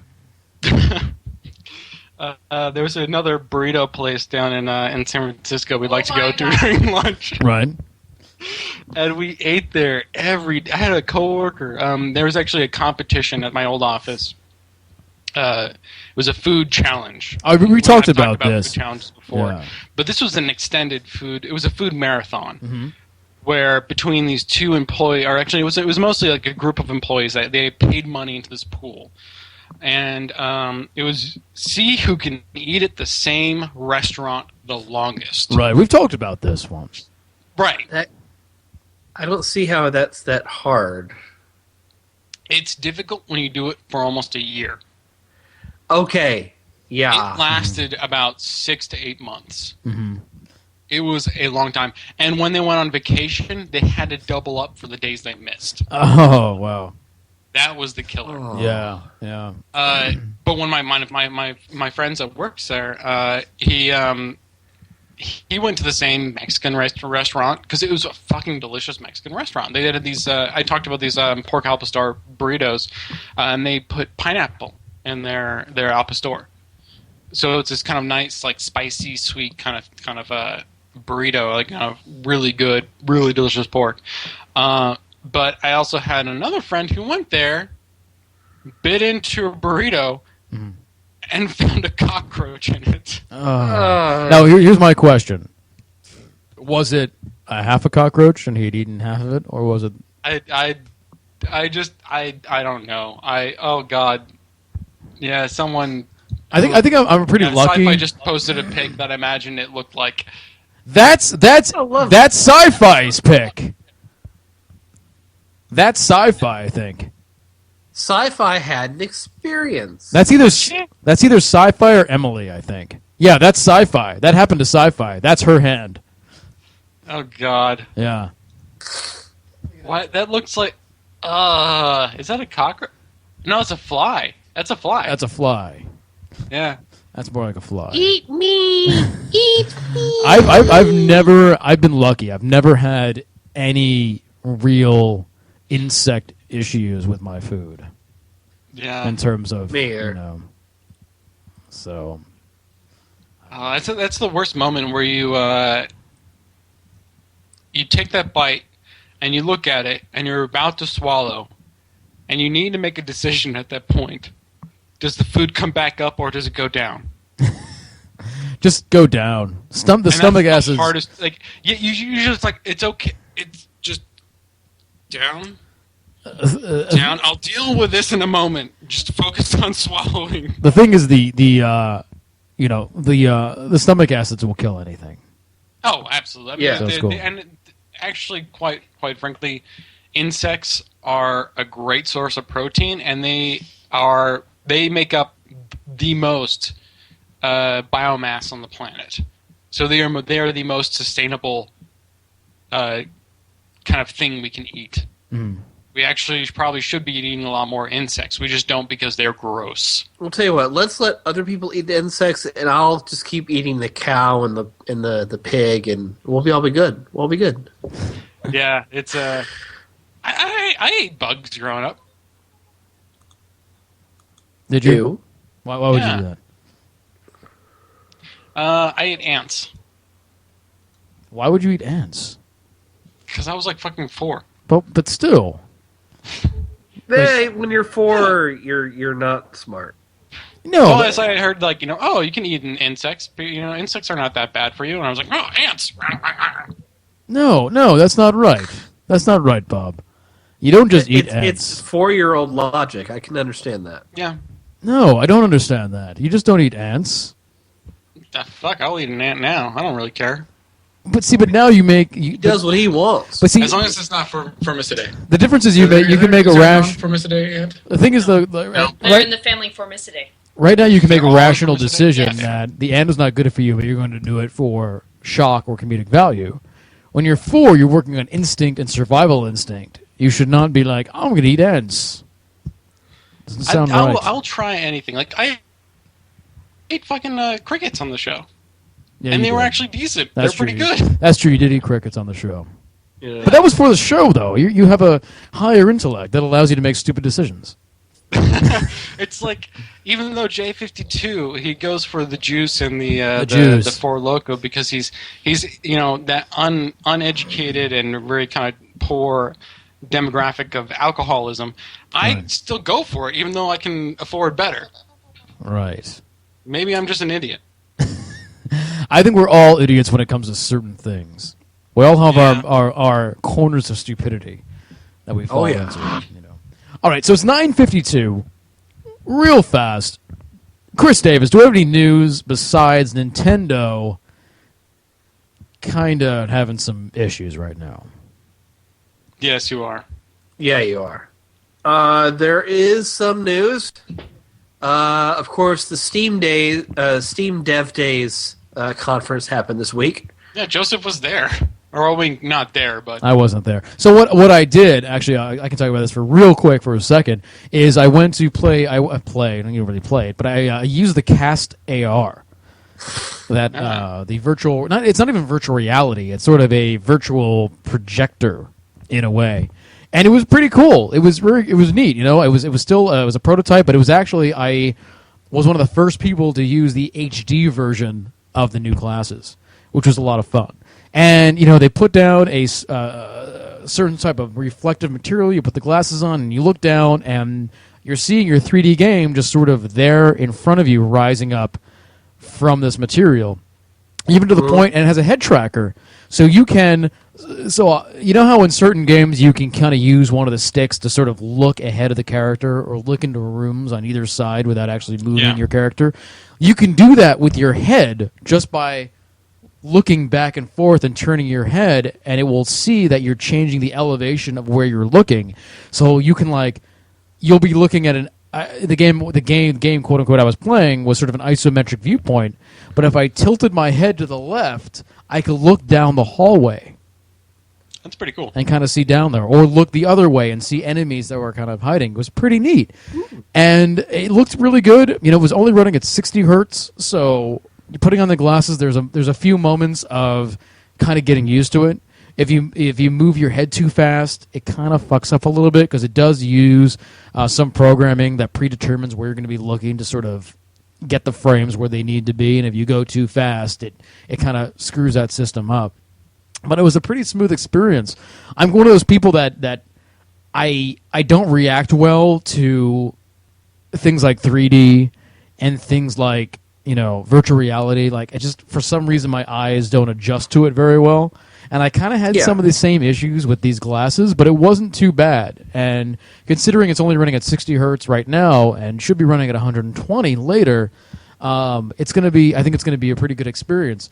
I had lunch with Josie, who's one of the programmers for Cast AR. And we were talking about some of their ideas, and we were kind of throwing back and forth. And I said, look, what you guys got to do is imagine a Warhammer 40K miniature army game with these glasses, or all you need is a table with this reflective material, and everyone who plays has the glasses, and they all see the same game board. And you can just okay, I want to move my Space Marines over here, and you tap them and they move over, and then you can actually watch the battle play out. And that's the kind of thing they're thinking about. They can do. I mean, they can do multiplayer sort of. They're thinking of doing multiplayer sort of stuff where multiple people can interact with the same game board and make things happen.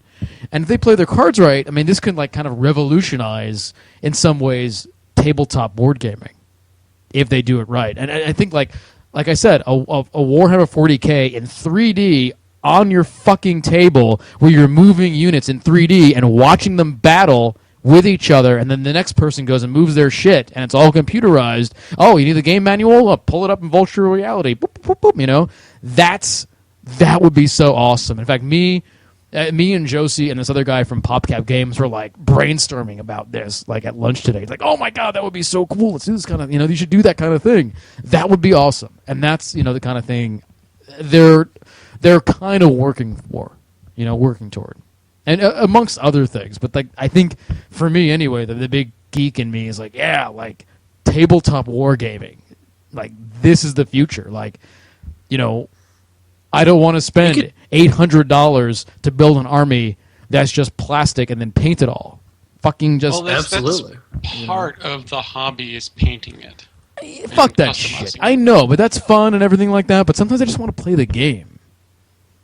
Well, imagine if you could pull in custom minis. That might be really fun. Mm-hmm. And be able to like do a 3D painting and do a 3D modeling. I mean, that's a very limited skill set, but I could see people getting into that. Right. But anyway, so it was a good experience. I really enjoyed it. So, but I didn't go to Steam Dev Days itself because it was actually invite only.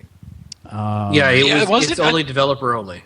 There was a an RSVP you could have done a while back. I didn't know about it at all. I didn't know about I heard it. people already going to it. Yeah, I didn't know about it either, or else I would have done it. Otherwise, I would have totally fucking signed up for it. Actually, no, I couldn't have fucking signed up for it because it was like during this week, and this is my third to last week of work, and my boss would have hated me leaving. Yeah, I would have totally went, but I didn't know about it until later. So. Actually, all the talks are going to be on online. Yeah, I believe they're going to be on video on demand. And if you're at all interested in indie development or just any kind of development in general, there's a lot of really good talks about how you market a game, how you, if you wanted to do early access, what games are actually better for early access, as well as a lot of talk on VR and Linux development, because obviously it's focused for a Steam and Steambox type development environment. Two interesting things. Well, the first is not really interesting, but it's kind of like jelly. Everyone who went there it got a free Steam box. Yes, which it is it was a gigabyte Steam box. Yeah, it was kind of nice. Number two, Valve did all these talks about trying to get indie developers to develop in Linux. Like they kept on pushing it and pushing it and pushing it. Never once did they mention Unity.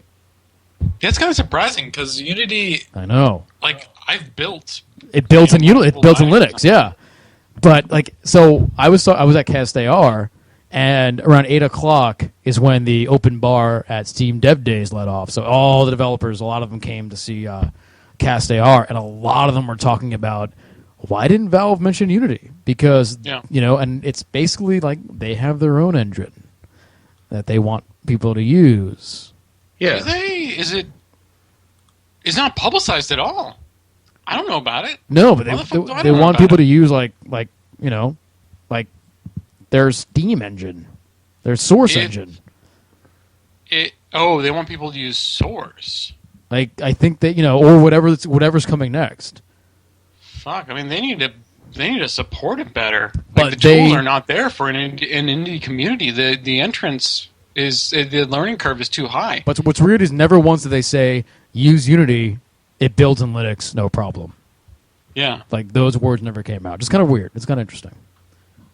It's because the source tools suck compared to what other people are offering.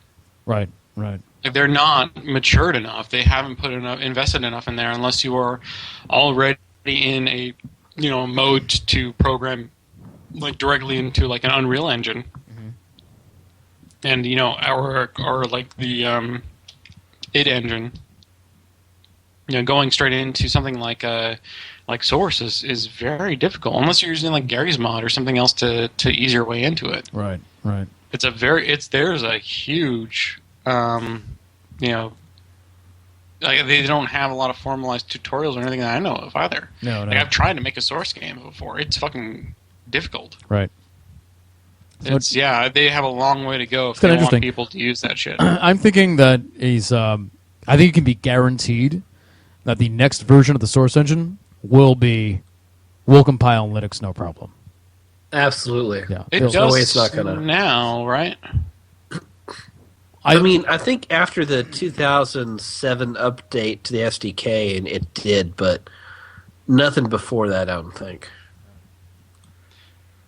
Yeah, that makes sense. I mean, obviously they're betting on the Steam box and the Steam OS. So obviously it's all it's off of a Debian or Ubuntu version of Debian. So I think they're going to have to focus more on courting devs with tools and support, because it's for indie developers. Why would they spend half a year learning an engine right. when they can just pick something up like Unity and use it almost immediately? Yeah. Right. Like it's a big discrepancy, and that's the biggest thing that's gonna keep them from using the Source Engine. Yeah, I agree. I'm fucking not gonna use the Source Engine. It can't do 2D, Oh yeah, of course. All right. and I can't build it on like all these different systems. Like, Yeah. No, I think they'll probably fix a lot of that. That's what I'm thinking. All right, Chris, news. Give me some news, baby. Okay. Let's see. Well, Daisy's getting an update. Octodad, Deadliest Catch, is finally coming out on January the 30th. Now, is this on PC, PS4, both? It's coming out on PC Okay. for PC, Mac, and Linux on the 30th. Okay. And then it'll come to PS4 tentatively in March. Okay. So if you haven't checked out Octodad, you gotta check it out, because that game is fucking hilarious. man, the launch trailer, that's fucking awesome. I I haven't really s- like I've- the launch trailer. I haven't seen the launch trailer yet. You should really check it out. They do a lot more with it than I thought they were going to do with it. It's going to be kind of there's that element of I mean, obviously there was that conflict of the octopus trying to be human, but I have a feeling they're going to try to touch more on that kind of that emotional conflict of the character, as opposed to just the physical conflict that's obvious with an octopus trying to pretend to be a person. I think there's going to be a level in which he has to go into a grocery store and like find like one item. And I've heard that's supposed to be just amazing. One item in a grocery store? Yeah. Is it you're random having which to- one? I don't know. I hope it is. That'd be even better. Procedurally generated. It's all over the place. Love that. Let's see. If you have been playing Battlefield 4 recently, you may have gotten an email from Electronic Arts that gave you a key to the Titanfall Alpha.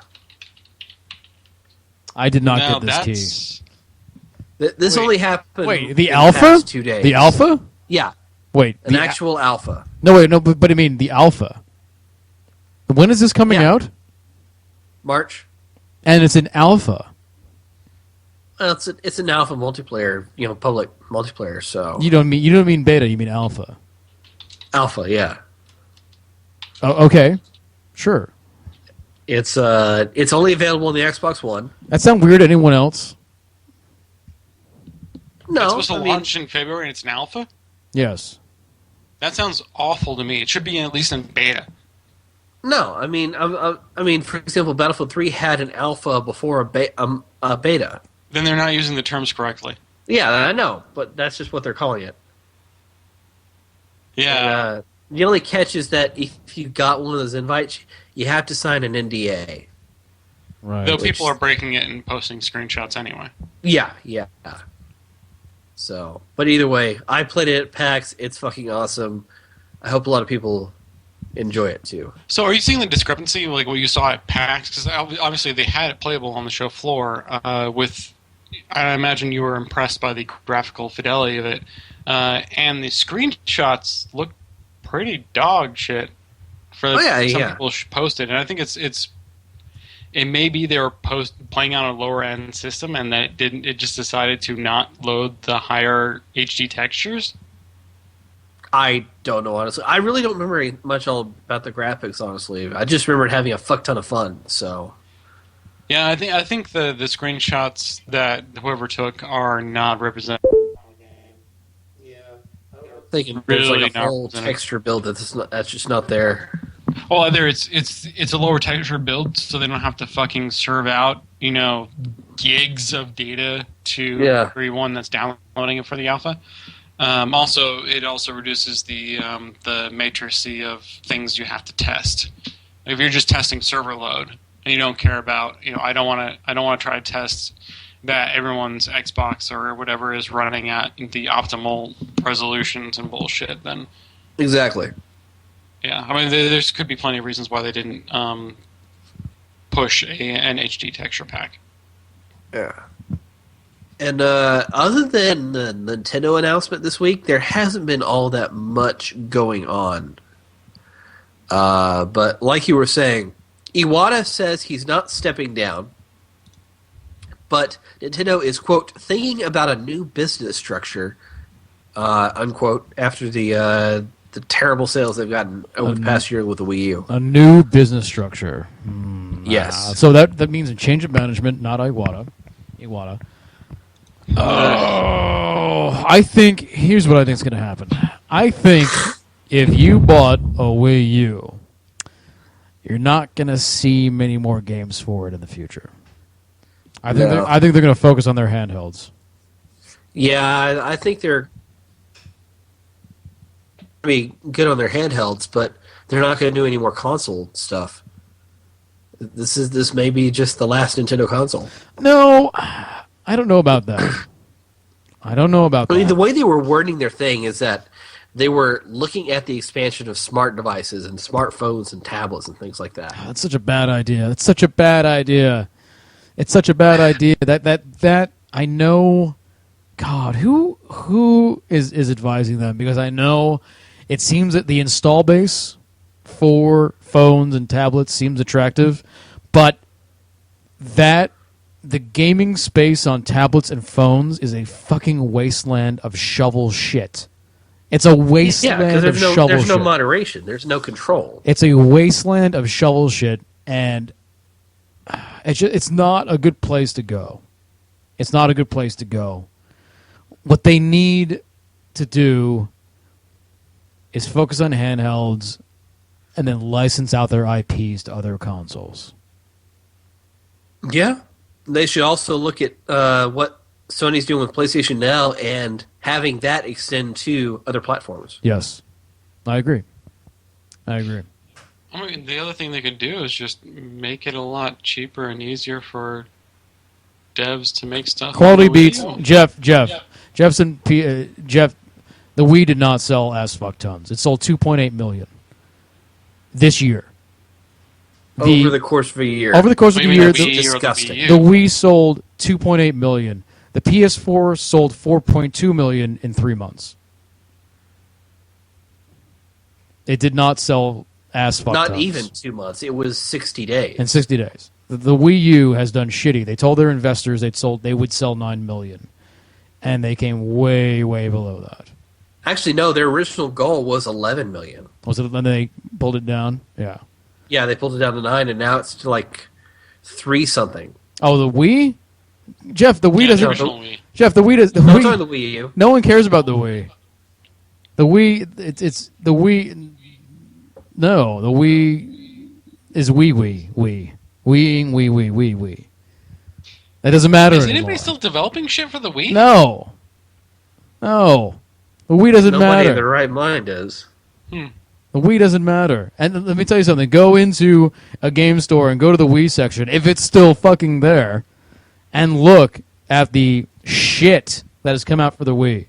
There's a few good games, and there's 1,000 Pet Simulator and Cooking Mamas and, Larry the Carnival games and bullshit. Larry the Cable Guy's Find My Dick in a Bush. Which is probably a real game. Oh yeah, no, I mean, Nintendo has a ton That of sounds money more for like a sitting on Connect that. title. It does sound for a Connect title. No, Jeff is right. They have a war chest. That's why I'm saying they're not gonna. They probably won't go away, and I don't think the Wii U is going to be their last console. Jeff is right. They have a war definitely chest. Not in financial trouble. No, they're not in financial There'll probably trouble. be a restructuring, but they'll be fine. All- They'll still be around. All of the shit they're doing right now is because the investors and stockholders are pissed off. That's what they're doing. The Wii U might be kind of dead, but I don't think it's going to be their last console. I think we'll see another console from Nintendo. No. They have like $1 billion in their war chest. So I know what Jeff is saying, and I agree with that. But I'm just saying the Wii U, I think they're going to focus a lot of their attention on their handhelds because the Wii U simply doesn't have the install base. Unless they do some crazy marketing thing with the Wii U and do some crazy exclusive IPs for the Wii U to bring it back to life. Yeah, I think, like I was saying, if they reduce the overhead for specifically like smaller developers or indie developers to get on that platform, they can get some really cool shit going on that. Yeah. I mean, what especially with third-party that titles does it really have going for it?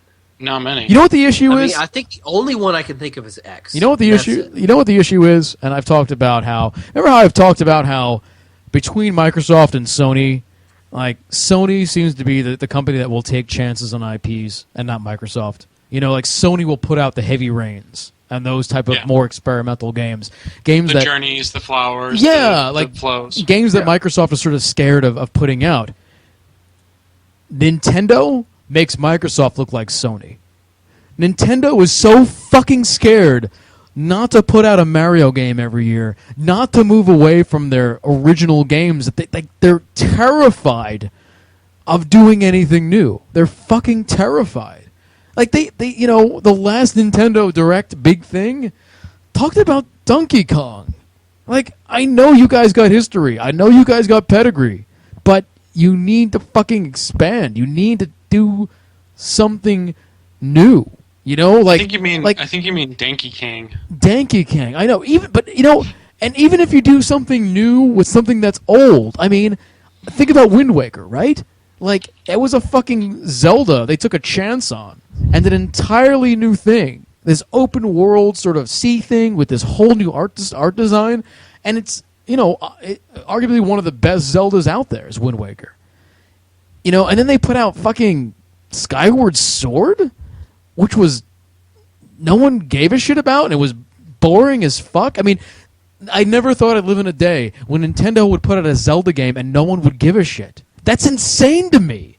That's insane. The fact that fucking, everyone thinks of Wind Waker, Twilight Princess, and now we're waiting for the next one. No one gives a shit about Skyward Sword. No one talks about it. I mean, that's insane that Nintendo would put out a Zelda game that no one would care about. I mean, that blows my fucking mind. You think about like Mario Universe, right? I'm getting the name wrong, but I mean that was. I love how you say Mario. Mario? How do I say Mario. Mario? I say it like a Jersey person. It's Mario. Mario, not Mario. It's Mario. Fucking Mario. Mario. It's Mario. Anyway, the idea with the circular levels and stuff, that's cool. Like, that was neat. I mean, that's something new and fresh and different, and that was a cool direction. I just, fucking Nintendo just needs some fresh blood. That's what they need. They just need some fucking fresh They also need to fucking fire their marketing teams. And you know what? Hyrule Warriors, I'm sorry, guys. Can I give you guys some real fucking talk for a minute? Let me give you all some real Joseph Christ cocktail time talk. You're all a bunch of fucking like wannabes, okay? Everyone out there, all of you. You're all fucking wannabes. All of you. Okay? You're all eating your own shit, and you're all wannabes. Because no one gave two fucking shits about Dynasty Warriors until fucking Link was in it. So don't you come to me and act like, oh, Hyrule Dynasty, whoa, it's like Hyrule Warriors, oh. No, fuck you. All right, fuck you. All right? What's the last Dynasty Warriors you bought? Huh? Nothing.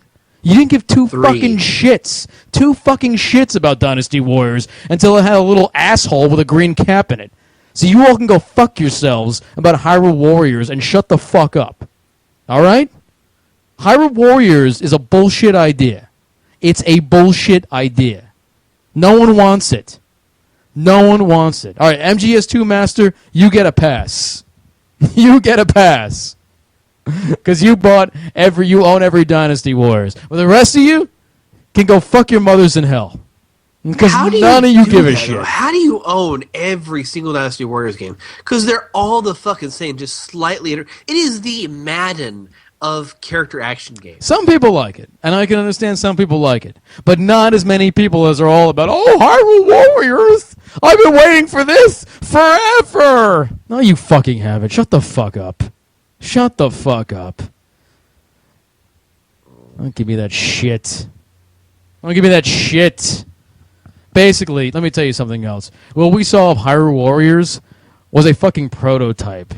It was not a game. That's like something like Bob would send us saying, hey, I have this new idea. Look at this video of these new skills I made. What do you guys think? And then I put it, I gave it to, GDC and put it on the internet. Like, that game might never happen. Because what that was a trial balloon. They said, this is kind of a cool idea. Let's put up this trial balloon and see how people react. And if they like the idea, maybe we'll develop it. If they don't, we won't develop it. That's all it was. This game is not in development. This game is it's a tech demo right now. That's all it is. It's not even in fucking development yet. Maybe it is now, but it wasn't when they fucking put it up there on the internet. Anyway. That's classroom with Joseph today.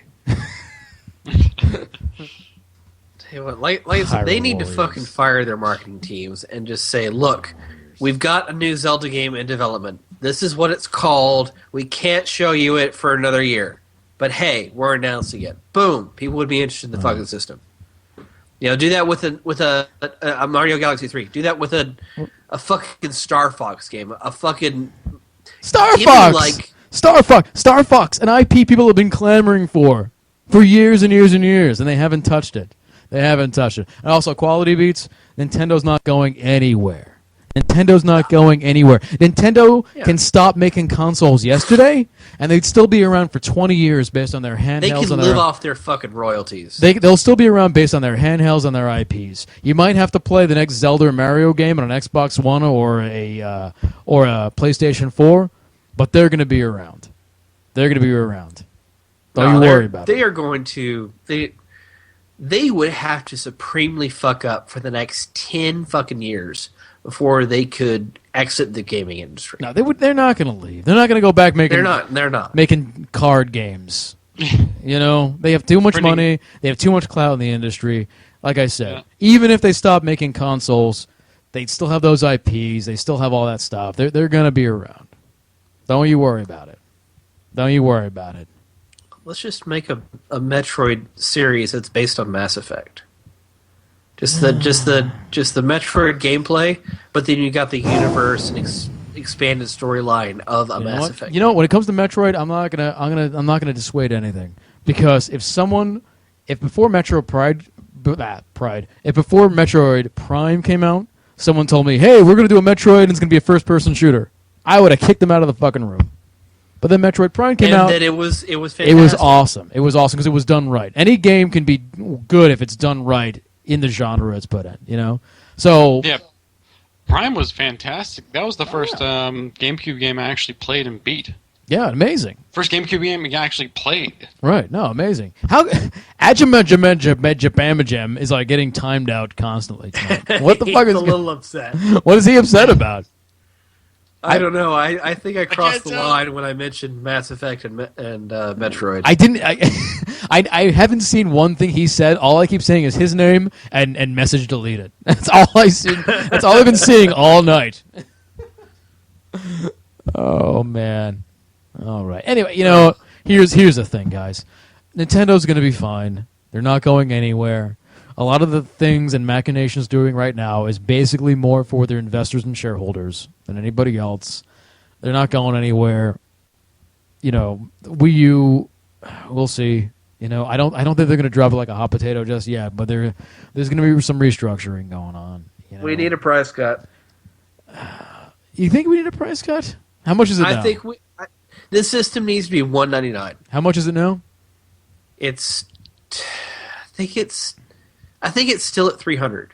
I thought it dropped to 250. No, I think it needs to go for. I think this needs to be like a $199 system.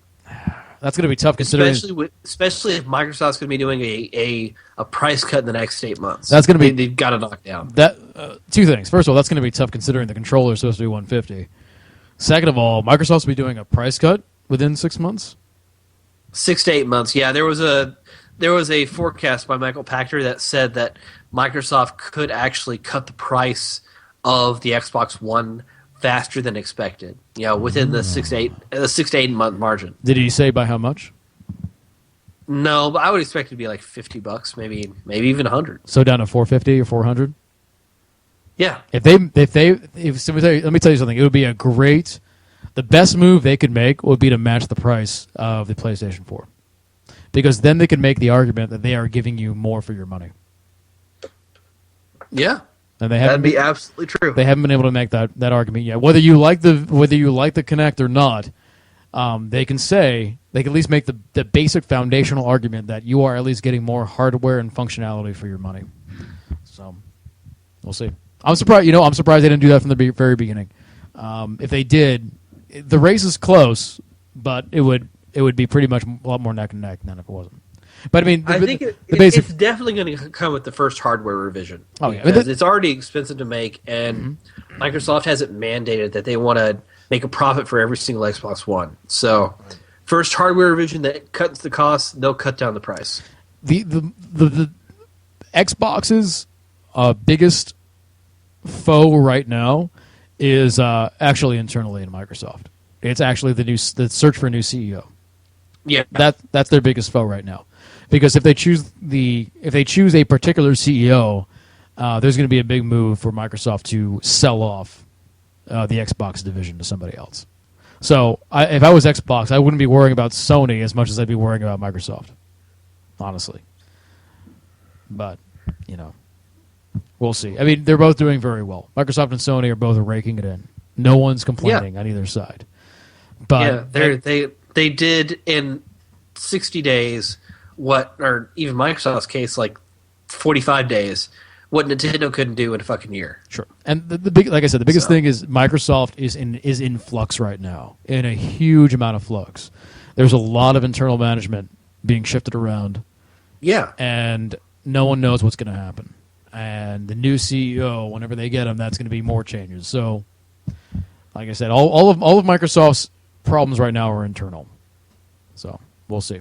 But they're doing well. At least that division is doing well. That bodes well for them when these management changes come around. They can say, "Hey, look, we just made you $1 billion." So, we'll see. All right, anything else? Really, news-wise, that's about it. All right, well, let's do our final thoughts of the evening. I'll go first. I do care about J52. I know I give him a lot of shit. I know he was the main the main focus. Yeah, I can barely hear him.